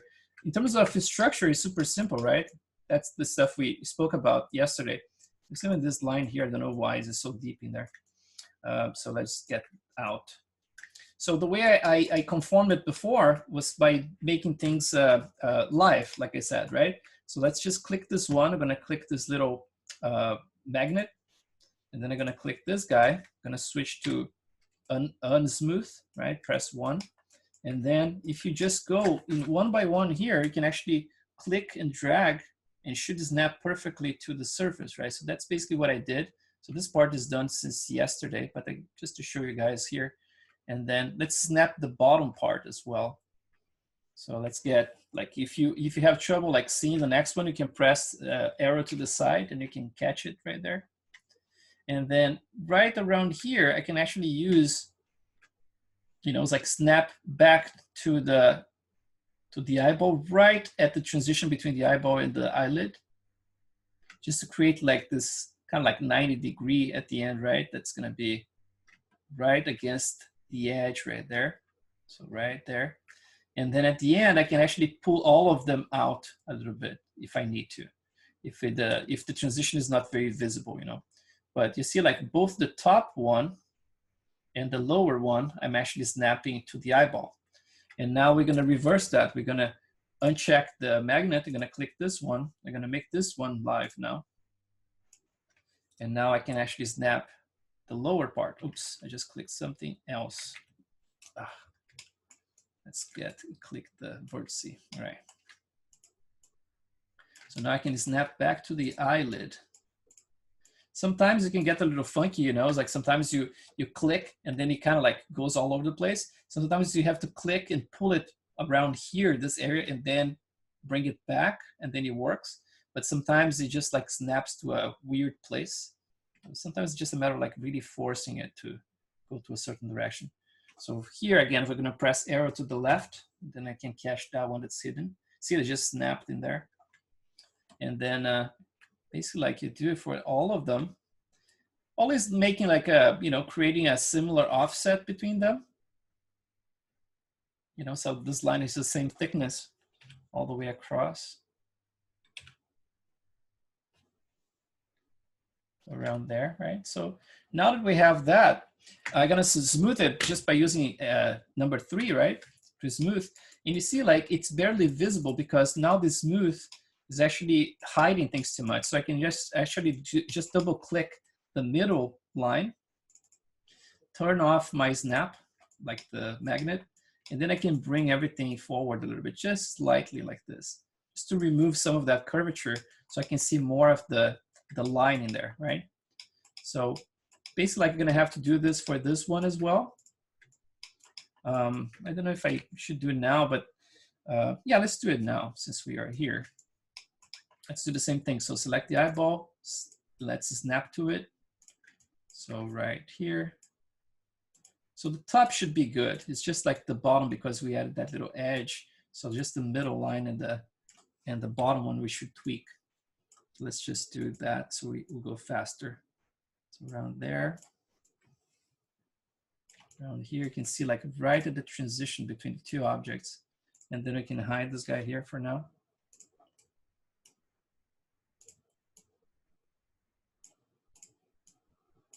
Should be good around there. Yep, and then let's reverse it. Turn this one on. And then do the same thing around there. Hey, Chris, I had a quick question while you're working on this. Yeah. So this is how you'd handle wetness around the eyes? Mm-hmm. Yeah. How would you approach like sweat? I'm assuming blood or something like that you might just sculpt. Definitely, yeah. I would have to create something that has a little bit more volume, right? If you're, for example, like creating some kind of like a dripping kind of blood, you know, it's like I would definitely try to use, even like for the teeth, I used the, how you call like the Z sketch in ZBrush. And that works very nicely, man. I mean, like if we had something like, oh, 2 minutes and 40, that's not too bad at all. So for example, let's do a test here. For example, if I need to sculpt something like some weird liquid, I normally do this for the teeth, for example. So basically like you add a, you know, it's like you can append Z-sphere. So just append a Z-sphere to anywhere here, like that. And then you can just go to, there's already Z sketch in there. You just have to go all the way down here and say Z sketch and then edit sketch. And now if I do any drawing here, I can do something like that. And just like, and then just smooth it out. So basically like you smooth it and you kind of like, it creates kind of like a meta balls, you know, you can do like just little dots like that. And if something that's dripping, you can actually create drips, you know, and it kind of blends back to it. But then you have to generate the mesh after that. So with that, you basically would go to your, I think it's like unified skin. Let's see, let's try. If by default, the resolution is 128, it's gonna look bad like that. Let's try with the higher resolution. So this one is better. Let's try this one. Yeah, this one started to look bad. Yeah, a little bit better. So there's this adaptive skin as well, but this one here is like a Dynamesh is not showing there. So basically we'd have to do like a, you know, it's like how much you want to smooth or polish it, and then see what's the resolution that works better for it. So this one actually capture everything. And then once you have that, let's see, preview, is it doing it? Because I'm not seeing it. Like smooth surface subdivision. Let's see. Yeah, it's a little better with subdivision. Let's try. Oh yeah, that's better. So just the resolution has to be a little higher, I think. Otherwise it's gonna look, yeah, that's starting to look a little bit better. And there's a spot here that stopped doing it. So it's kind of stuck to that. But let's say if you have something like this, you can just click like, for example, like make polymesh 3D. Now you have this as an object. And then you can just like, you know, it's like smooth further or redynamesh or do whatever you need and just like create a nicer version of it. You know, it's like, but as a starting point is really cool. And then Yeah, a lot better than just masking and extracting. yeah, exactly. So you can do that, you know, it's like I think like for blood and things like that, it should be cool, you know, it's like just to do that. I use this technique like for in between teeth, just to create this micro bubbles, and it works very nicely, you know. Yeah, and I'm assuming you can do the same thing for like the forehead if you had someone that was Sweaty. fatigued after running. Yeah, sweaty. Yeah. Yeah, I think so. I think you can. Now for the sweat, we would have to be at least like one side of them would have to be kind of flat against the surface, right? I don't know if it's going to make a big difference. So you could maybe vert snap like what you're doing now. Yeah, or I'm not sure if like snapping or if how you would behave. You know, it's like if you have something with the refraction penetrating the surface, I think it should work fine. Actually, I don't think it detects. You know, it's like that. You have to have like the entire bubble with a flatter like side against the skin. I think like even if it penetrates, it should calculate nicely. Awesome, thank you. I think. Yeah, no problem. So let's just double click that inner area again. We're gonna just like pull it out because you see it's starting to like, kind of like get hidden in there. So I'm gonna just like unhide, oops, just by pulling this center lining here. Just a little bit like that. So it kind of reveals a little bit more of the liquid. And it's cool that's kind of like it hides and shows up again. You can actually force this area if you want. I mean, like nothing stops you from, you know, bringing this forward. Oops, forward like this. You know, it's like to really force this to show. You know, but I like to have that little penetration in there. Just to, it's just like manually here, just to like force it around there. I can actually see some of that. Yeah, so that should be good. And then let's just plug our displacement map here right now. And let's get this going. Low resolution, DM, right? DM, okay, 20, right? So that's it. So let's look at the camera angle here that we want to do. So 8, 9, let's try this one. Zoom in around, let's try something like this and see how much we can see it. I mean, depending on the number of samples, actually the other eye is going to be better, right? Because we sculpted more detail in this area here. It's going to be better to see. But then I might have to tweak my HDRI light. So view, select camera, S, like Sam, just to create my keyframe. If that's not working, you can always, where is it? Right here. Where's my channel and stuff? Is it showing? Huh? Well, Maya Classic. Okay. I guess like it's not showing my my channel box in here for some reason. Oh, it's hidden here. Okay, cool. So if you select the camera, so view, select, and then you can just like, if it's not working the S key, you can just select all of those and then right click and then say key selected. That should work. And so basically like that's creating a keyframe for your camera. So let's do another one right here. And then the other thing we have to do, let's go back here to my, this one here. So let's do like a tier line is visible, but I think I made my ranunculus hidden, this one here. And what's inside of this one? Yeah, both of them. So this one and this one, you're just gonna hide the ranunculus in there. And then let's try a render. Arnold, open render, should be here. Oh, not here, this one. And then this one, at this point I have like 12 for the anti-alias to get something like this that's smoother, right? But it takes some time to render, man, you know? So you said we start with 6, right? And I start actually increasing more and more to get rid of the noise.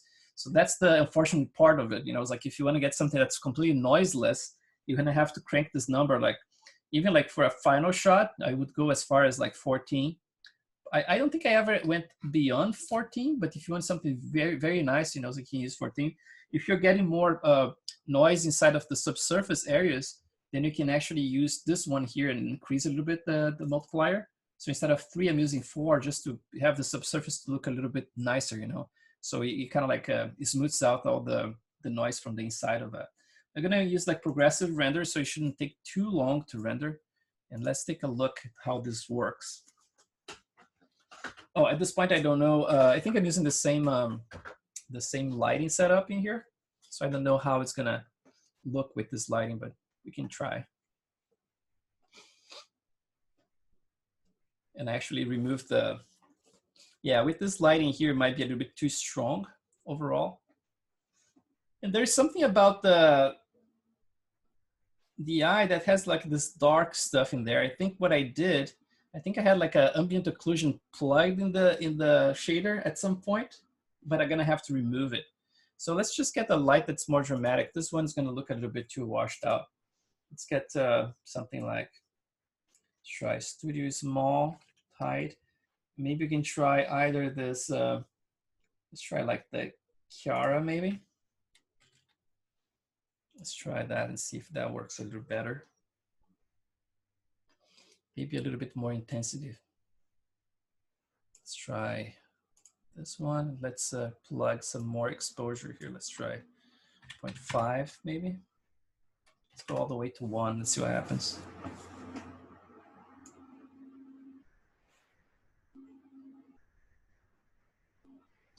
And okay, so now we see the tear line right there. You can see the liquid.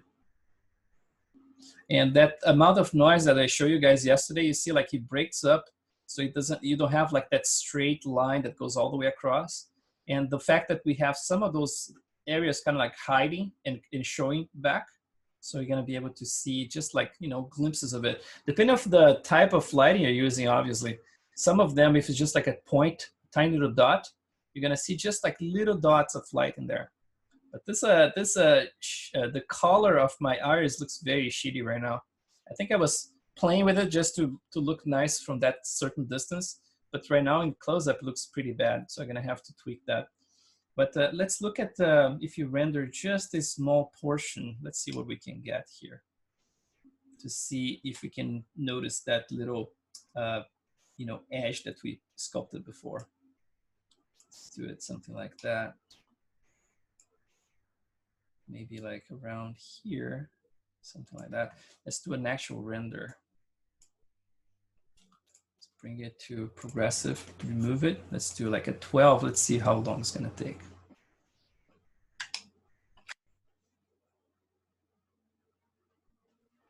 Hey, Chris. Yes. While it's running, can I ask you a question about eye sculpting? Yeah, sure. I tossed an image in the chat. I've been having a Oh, heck of a time with just the eye in general, okay. but in Take a look. particular, this one little area. My eye on the guy that I'm sculpting is younger than the African guy that I was watching videos of, and I think a little bit different than Sammy here. Uh-huh. And in the kind of the area that I've circled in this image, I've just had a heck of a time trying different types of the crisscross pattern to get this pillowy, bumpy shape in there. Yeah. And I kind of feel like I've stopped even getting any closer. I'm not really, every time I try that and I do that crisscross pattern, I wind up with these really sharp shapes in, you know, these sharp negative shapes in there. When I try and go back to inflate them, they don't come out looking like as organic as they do in these pictures here. Yeah, the thing about the, you know, it's like when you see something like this, you're gonna notice a couple of different types of sharpness here. So in this area here, you're gonna see some of them have some sharpness, but then in other areas like this, instead of like sculpting at the highest level, I would say go maybe like 2 subdivision levels lower than the highest, and then you sculpt the same way you're doing at that level and try that way. Because when you go back, you should be able to see something that's a little bit more subtle. You know, it's like there's enough breakup in the surface, and then you can kind of like go and then pick some areas like this and add the sharpness like selectively, you know, just in certain spots like that. And also like his type of skin here, as you can see, in between this cross, you know, crisscrossing here, you definitely have those little bumps, right? So similar to what I did in there. Either you can sculpt the bumps like just with a drag rectangle like I did, or you can do like with the clay buildup, you plug like a round alpha in there, and then you go in between, sculpt manually those little bumps, you know. But I think you can definitely get that same similar type of detail, you know, just by, you know, sculpting manually like those bumps, and then being smart about like using the sculpt tools like in lower resolutions, and then, you know, just using like at the highest, just like for sharper stuff like that. Okay, so start low and then kind Yep. of refine the bumps afterwards. Yes. At a higher resolution. Yeah, but definitely Okay, like cool. he has a lot of crossing here. It's really cool, man. It's a cool, good resolution here. That's a Samuel L. Jackson. Yeah, that's cool resolution, definitely. And you see like that little lid that we just sculpted that one. You see there's a little bit of the tear line in there, little glimpses in there, but here that little membrane that I'm trying to capture, that we still have to put some texture in there as well. But this is like me showing off. I was just double checking what's the number of processors I have for this. It's like 32 core, this processor, so it should render fast enough. But I mean, like at this point here, I made everything very pale in this area, right? And if you have something that's very pale, it's hard to see actually the detail, unless we have like, for example, like an area light that's like pointing from upside and down in here. So you're gonna be able to see more. But if I go darker in those areas, I'm gonna be able to see more detail as well. But what I'm seeing here, let's see. I see some of those details in there that are kind of working. Let's do something. I know we are just doing this first render, but I think I'm gonna cancel it and expand this a little bit lower. I wanna see this whole area right here. And then one thing you can do with Arnold, obviously, is to just like play with the exposure here and with the gamma, right? So we're gonna see if I can just cheat. Oops. If I can just cheat this whole thing here. I want to see if you can, you know, like see first like the detail, that little new brush that I sculpted. I just show you guys. And also if you're going to be able to see that little lid that we just did as well. And then that little lid, I mean, like we're going to be painting as well. We can add like tiny little veins and then make it a little bit paler right against the eyeball. So it kind of mixes with the color of the eyeball, followed with a little bit more like a red around it. So we're gonna be doing this. We can do some adjustments tomorrow, kind of like a little painting, and before you get into the hair stuff. So we can kind of continue a little bit just to show you the painting process for that area. But let's see if it's, you see like at 12 samples, even this machine here with 32 processors, I mean, it's, or cores, right? Not processors. It's, it takes some time to start, right? And then once it starts, then it goes, but it's not like especially as something like this, you know, it's like a close-up shot like that. It's, yeah, it takes quite a bit of time, you know, it's like to render sometimes. Hey, Chris. Yeah. Did you check out any of the new graphics cards NVIDIA announced yesterday? I'm really excited, man. I'm really excited about it. Yeah. I mean, in the price too, right? The price is like $500 or something for the 3070, right? Yeah, and the highest end one, like 1400, something like that. which is like because it's compared to the Titan, it's like $1,000 less than the old Titan. Yeah, and apparently like this 3070 is compares to the 2080 what Ti, something like. They're saying all of those things. We're gonna see once it's released, right? But they're saying a lot of stuff. But I'm excited, man. Do you think you're gonna? I'm gonna wait until the new Quadro stuff comes out just to make any kind of decision. Yeah. But do you have any plans to like convert this workflow that you use over to GPU? Well, I had this plan, man, for a little bit, and then what happened is that the guys from the CG Society, they told me like, oh, there's a challenge coming up, and then we would like to to get you involved, you know, it's like as a judge for the challenge. And they said that they couldn't hook me up with NVIDIA, you know, it's like you get some cards. I was like, man, that would be amazing, you know. So I was kind of like all excited to get some free cards to test. But then that didn't go through, you know. It's like I think with the pandemic and everything, they put everything on hold. And so I think I'm gonna end up like buying one.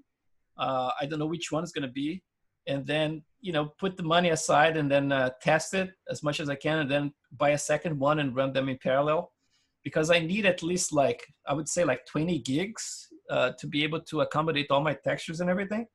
And those cards, they're still like the ones they're releasing with like 11 gigs or something like that. It's still like not enough, you know? Yeah.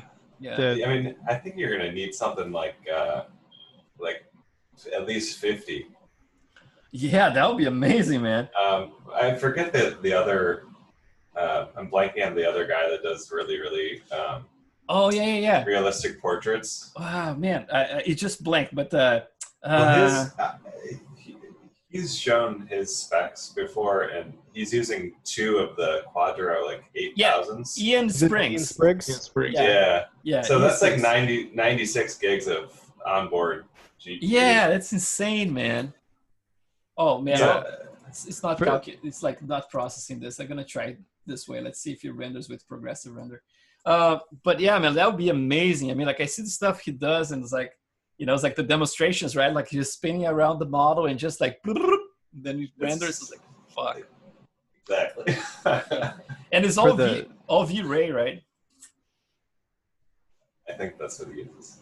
Yeah, he uses V-Ray. But I mean, the V-Ray, they are, you know, it's like I remember going to a SIGGRAPH like many years ago, and they already had like the GPU test, you know, it's like they're doing like all kinds of stuff. And then Arnold is so recent. I mean, they started like maybe 1 or 2 years ago with the GPU. So at this point, it's kind of like a little hacky, you know. But I like the philosophy behind it, what they're trying to do with Arnold, which is like create something that uses the same algorithms for it, like the same way it renders like for CPU, it renders for the GPU. Apparently, V-Ray uses different algorithms. So if you render one with one type and the other one with the other type, you get different results slightly, very similar, but different. And I think with Arnold, they are trying to make things consistently, like physically accurate. So in theory, you could switch, for example, like you start rendering a GPU, you can just like switch back to CPU and then keep rendering CPU for whatever reason you need and mix the 2 techniques. And it should match like shadows and everything, you know, it's like a subsurface, everything should be very similar. So I like this idea of the consistency, you know, and the thing that they say is like, you're going to be able to actually on the fly to switch between one and the other one. But again, like it's like politicians, right? Like they're promising all those things. And then when you finally get the product, you know, it's like you get the president, then it's like, yeah, well, that's not what you promised. So it's better like, you know, wait and see what, you know, what's going to happen. But I like the idea for sure. Yeah, as far as the video memory thing goes, according to some like breakdowns I watched, they showed some like charts about all the features they support. Mm-hmm. And from what they saw, only the 3090, which has 24 gigs of VRAM, supports SLI. So it's, according to their chart, the only one that you can have 2 of. The other two, which one is that? That's the high-end one, the $1,500 one. The 3080 and the 3070, both, they didn't say no on the chart, but they just had a dashed line next to, you know, their new SLI thing is called NVLink. And it just had a dash. More bandwidth, right? This one has more bandwidth to work. More bandwidth, and instead of duplicating the video memory, you actually get to keep it. Old SLI, if you had 8 gigs on one card and 8 gigs on the other, you still only had 8 gigs. Yes, but now yes. It's added. That would be so sweet, man. So high end looks like it'll support it, but not sure about the other ones. Yeah, I see, like for this type of testing here, man, maybe what I'm gonna do, I'm gonna just like create like one single, let's do that test with, we started doing it yesterday. We're gonna create like a mesh light just to test that, because, you know, with HDRI, it's gonna take a little bit of a long time in here, and I'm not seeing a lot of detail because we don't have like a very specific light from a certain direction. So let's create something here. Let's do a create polygon.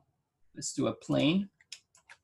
That's gonna be our fake area light, and I'm gonna keep it small, like a small source like that. So let's go from the top. I'm gonna put it around here. Let's do like a precise rotation of 45, right? So let's do 45. Let's try to create that little run kind of lighting, right? So since we didn't do that before, let's do it here. So let's do 45 degrees.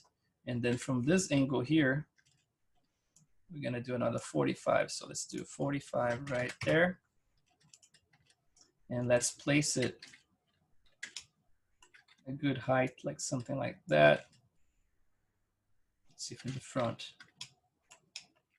A little bit lower like that.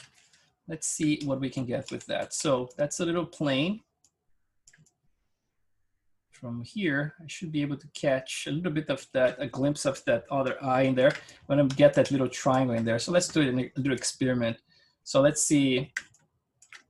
Let's double click this. Show the axis based on object. It might be inverted, right? I might have to invert it. So kind of like from here, gonna have to go back.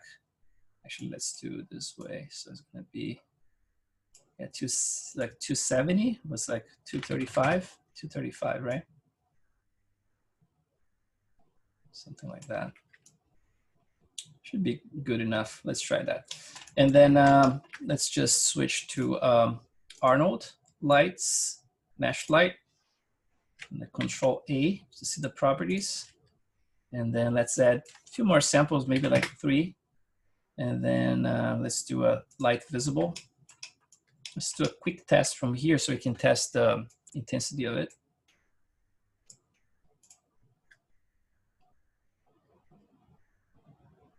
So let's go and crank this to 20.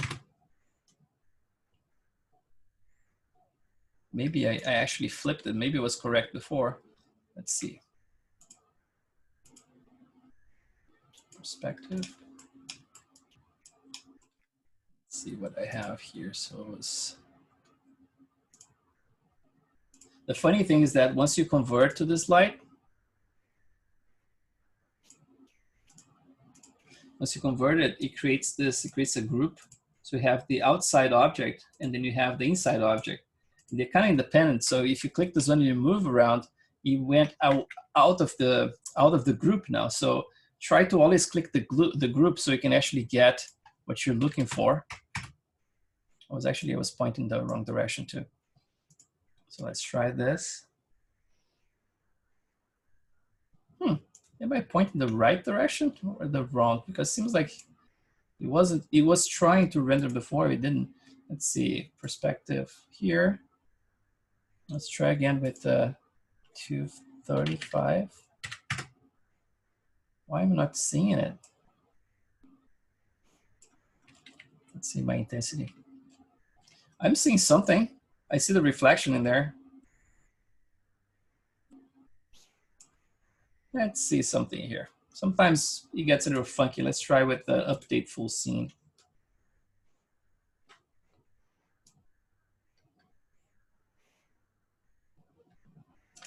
Now I ran the update full scene from another, and actually it's the same camera. So perspective 1. Okay, that should be good. So to make sure that everything is loaded. In the past, I mean, like I would have to do this very constantly, you know. It's like, but it seems like in Maya 2000, like this new version that I got recently, seems like it's a little bit better about updating everything every time. Because there's a button you can actually force to update, but you know, run an IPR, blah blah blah. Yeah, it's not rendering, so there's something else that I'm not noticing here. Let's see. Let's go to this. And then, oh, I have intensity. I'm sorry. I think I'm using intensity instead of the exposure. So let's try with exposure. Let's try 0 here, 20 here. Let's see if that makes any difference. Still not showing. Jesus. What happens with 300? Still not rendering. That's weird. Chris, yeah. Don't you need to have like at least 1 on the intensity? Oh, maybe, yeah, maybe. Let's try again 45 here. I don't think, yeah, but I think you're right. I think like 1, and then the other one I can have like, yeah, I think you're right. The exposure I can crank with the other one. It gets so slow when it's in the middle process in there, so let's try 1. Still not rendering. It's so bizarre. So let's ignore my my caustics that I was trying to produce here. Let's create a regular area light for now, so I don't need to, try to bug track anything here. But I can once I, after the class is over, I can just take a look and then tell you guys what I did. But I don't want like just waste your time, So let's just do this. Let's do like a semi 45 in here, side, and from the top. Area light's guaranteed to work, so that's the good thing. Something like that. The cool thing about using a natural light, I think you can look through it. So let's see. You go to what's that? View. What is that? Look at selection. Or what's that? Center. Where is it? Panels. Oh, here. Perspective panel. Man, I was like, I'm blanking. Like I used Maya like for 20 freaking years, man, and I'm blanking. Like I don't remember. Let's see. Look through. It should have an option here. Create camera from view. It was like, there under panels. Was it panels? Panels look through selected. Oh yeah, there you go. Thank you. So yeah. So I'm gonna try to capture that little triangle underneath the eye right there. So from here, I can actually do something like that. I should be able to see it. And then let's go back to the perspective 1. It's a little bit too close, but even a bit higher would be good. Let's try it like that. And then let's see. So this one is normalized, samples 3, intensity 1, exposure at 12. Let's see what happens with this.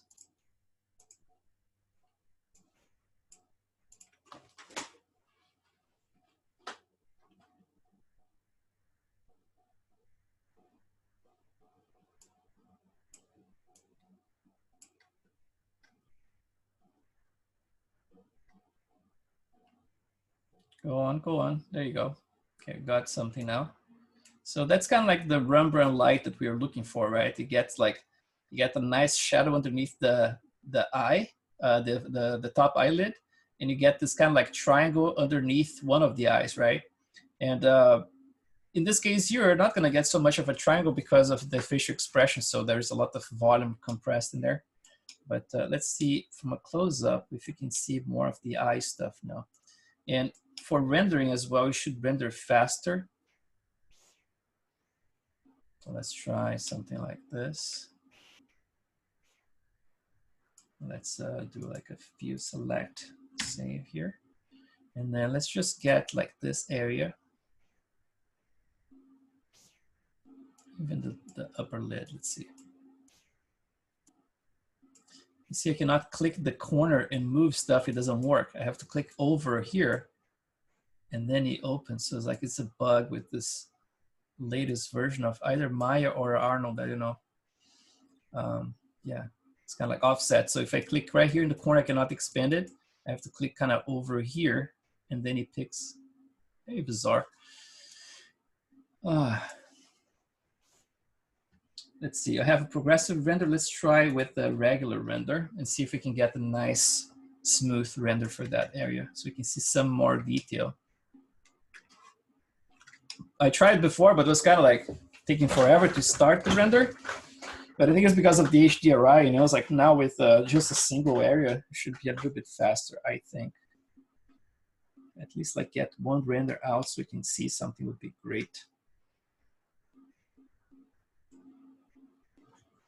That's the part that, it's like someone like Ian Spriggs, I mean, like the guy has like the, like we say in Brazil, like the knife and the butter in his hands, right? Like you can do, you know, very fast iterations if you're seeing things render like almost real time.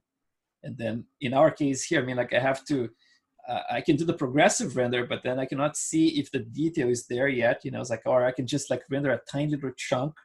So it's not like the fastest process, like for iterations, you know. I still make it work, but I mean, I definitely like, I would take full advantage of a GPU for sure. But now it's rendering, so let's see what happens. One thing I'm noticing is that a lot of the detail that I sculpted, it's not even showing up too much, independently of the type of lighting that I put in here. You know, it's like I still see very, very little of it. It might be a combination of maybe like cranking my specular maps to be able to reveal those forms a little bit more, or maybe reduce a little bit of my scatter can help as well. Or I can show you a way to actually increase the intensity of the displacement. I mentioned before, but I can show you like in, you know, as a real task here. So let's wait until it renders a little bit more so we can see those areas that we detail today. And then if it's not showing that much, then I can do like a combination of those things and show you if you can get a little bit more detail overall.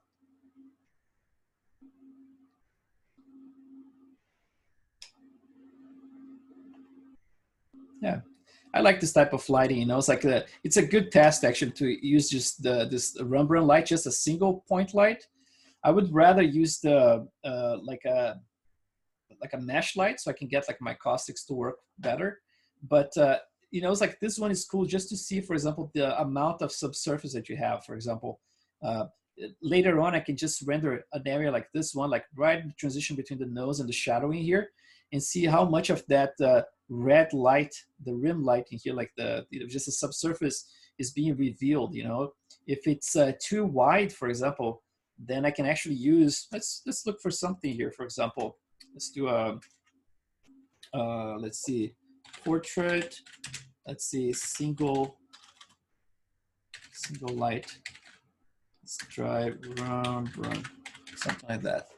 Let's see if we can get, yeah, there's some examples here. And those are great, you know, it's like if you get some of that similar to this,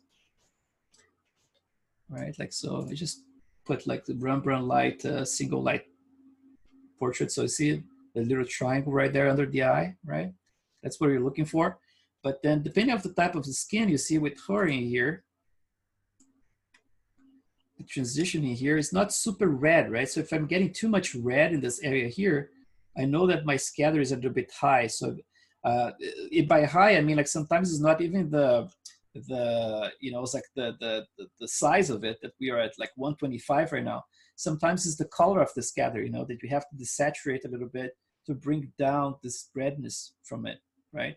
But at the same time, if you look for at some references, like let's see which one I had here before. I think it was Sammy himself. This one here that I was actually using for the reference. You see how much red he got in there, right? It's very paper thin. And it's funny, when I did the render, it looked very paper thin. And I was like, oh, that looks a little wrong. Then I look at this one here, it looks very paper thin as well. It's like fairly red and orange, right? Same in there, it's just like it's an indirect light, but here very, very, you know, it's like it's glowy, right? So I have to actually do some tests matching the lighting and see how much of that I'm gonna have to reduce, you know. But like I said, sometimes it's not so much a matter of reducing the radius of the scatter as it is from reducing the saturation of the color, you know. So I might have to do that, or a combination of both. Maybe like instead of like 125, we're gonna try with 120, or maybe like 115, you know, and then bring it down. But then the thing is, like when you look from a certain distance, then everything becomes a little bit too flat sometimes. So it's kind of like, it's that thing about like bouncing around with all those types of lighting setup, you know, and seeing if it looks correct or not. I mean, like by the looks of this one here, for example, it looks like it's a little bit on the scattery side, but not by much. So I could bring it down, right? So, but I'm getting that little glowy thing and the paper thin look around here. That's cool. but at the same time, I'm getting a little bit too much around the eyes. Another thing you can potentially do is to actually create a map just for the radius, right? That it's something that I don't use very often, but in his case, if it's something that's very delicate that I really need to make sure that's working, maybe I can do a map that I copy, for example, the color of my radius right now, and then apply that color as an overall color for everything. And then just right around the eyes, for example, I desaturate that color a little bit. You know what I mean? So I'm gonna stop this. Kind of can see a little bit of it, so I can tell it's a little bit scattery here. But what I mean is this: so if I have the map assigned to the subsurface in here, see I have just a color in here, right? So if I turn off my color management, it kind of bounces back in there. You're gonna change some values in here, right? Without the color management. And then if I go, for example, 0 to 255, I can copy, for example, I guess I'm gonna have to copy with the color management on so I can actually see it. But I would copy this value here, for example, to ZBrush, or I would copy, you know, if to guarantee you have this color, sometimes you can actually screen capture this. And then in Photoshop, just, you know, pick this color here, just to make sure you're picking the right color, because I don't know what the color management is doing. But the fact is, like, bring this color here into ZBrush, fill your object, like create a copy of the object, and you start with this one as the base, and then you start desaturating things, you know. So for example, in here, let's just save this camera angle here. Select camera, save. Let's go from a little bit from afar like that. So if you render again from here, let's do a progressive render. And let's do just like one side, for example. Just this little side right here. So if you have something like that, let's just let it render for a few seconds here. Then I can just do like a view store snapshot, and let's tweak some of those things here. So for example, the skin,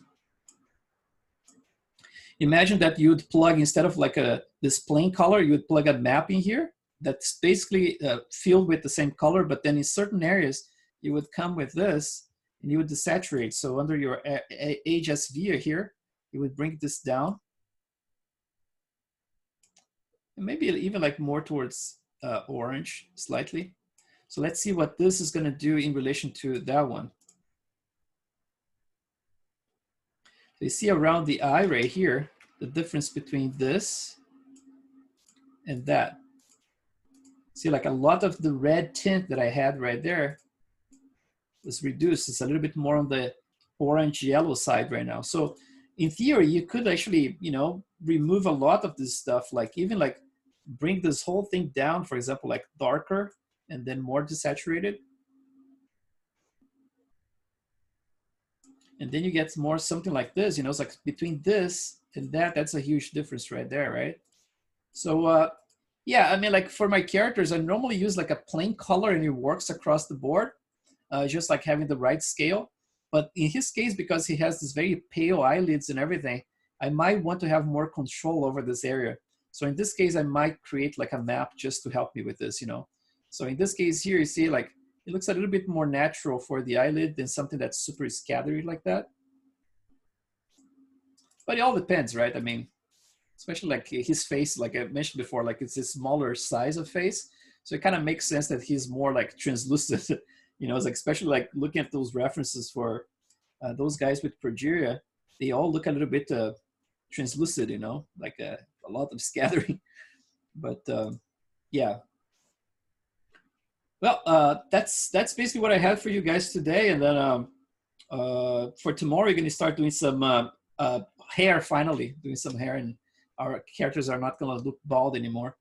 And tonight, they're going to just be doing like some renders and try to get out like some close-up of the eyes that I can actually see the detail a little bit better.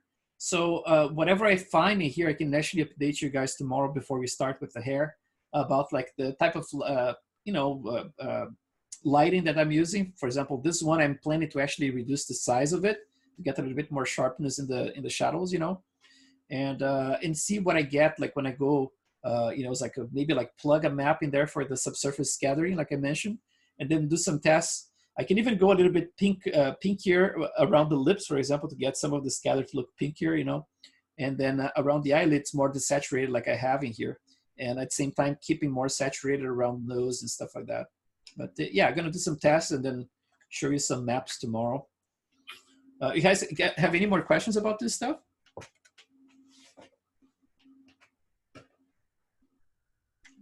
Nice little test in there just for, it's just a shame that a lot of stuff I did, like all the detailing there, I'm not seeing it, you know, so I'm just gonna make sure that I'm seeing, oh, I forgot to mention, so that's the last thing I wanna mention here, is this, so we're gonna stop it. So let's say you wanna crank your displacement as a test, right? You have your displacement map there in ZBrush, but then you notice that overall is very small.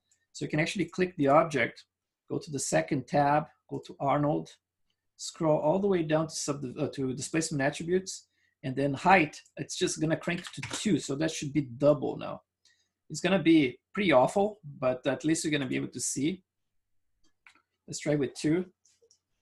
And then you start like with 2 or 3 or whatever, just to see the detail, and then you can dial back, you know, it's like an all, at the end you're gonna end up with something maybe like 1.2, 1.3, right?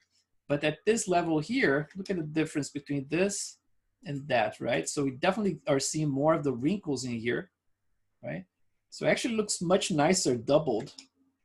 And I might want to cheat that.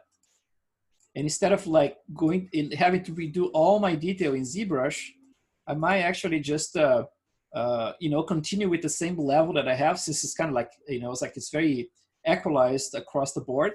And then just come here and put like 1.5, for example, right? And then get some more detail. Let's see how the nose behaves in there.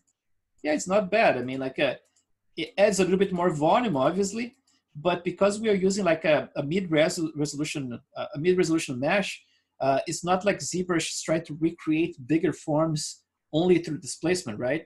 With a mid-resolution mesh, we have more support, so there's a lot of polygons containing things, so it doesn't, you know, it's like doesn't shoot out. Normally when you have like a very low resolution mesh and you try to crank like the displacement like that, a lot of the information is displacement only. There is no support in terms of geometry. So things just like shoot out like very far. But in this case, everything is contained by the cage, right? So even at 2 here, double, it's still like, it's pretty nice, you know, it's like it doesn't look too bad at all. So yeah, I'm gonna do some tests with that. Maybe like a 1.5 are gonna be a good match for me, but just so you know, you have that option, you know. All right, guys, thank you so much. Let's do some hair tomorrow and then in the next week as well, and get those models done, man. You know, you guys are going too slow. Right, hey. Are you gonna talk about any cloth detailing? Like, I'm sure you're not gonna cover the like the Marvelous stuff. Yeah. But yeah, like the knitting going. You know? Yeah, what I did in the past, I mean, like I told my students, you know, it's like, I think Roger asked me about that. And I said, anything you guys want to know about any of my models that you've seen like online or something, for example, like the last like 2 classes, the last 2 lessons next week, we can save that time and just like go through all those things, you know. For example, like I can show how I have my shader network for the cloth. It's not like anything special, but I can show you definitely what I have, for example, for the old lady. And then how I have my peach fuzz set up like for the cloth and all that stuff. Just the sculpting part, I'm probably not going to cover, but now with the new ZBrush and you know, it's like combined with the Marvelous Designer, I think you guys can do a great job. I normally sculpt by hand. I don't use any simulation, you know. But there's one thing I used Sim actually was for the old lady. I needed those little rolls, kind of like she uses little rolls, pieces of cloth as earrings. And I want to make sure that it was actually draping correctly, like the gravity. So I created like a little simulation. I made like a little ring, so kind of like a torus. And I pulled the cloth through it, just like those demonstrations you see for ZBrush nowadays. But I did with end cloth in Maya. And just pull it through it and then let it hang. And then it made like a nice little detail in there. But other than that, I mean, yeah, I can definitely open anything you guys want to see. Like if you saw any object like, oh, there's a shader, I thought it was interesting, I have no problem just opening and showing you guys, you know. Yeah, I would be very curious to see some of that. Maybe just if you can explain a little bit of how you got there. Yeah, exactly. probably fill in a lot of the other gaps. Yeah, yeah, definitely.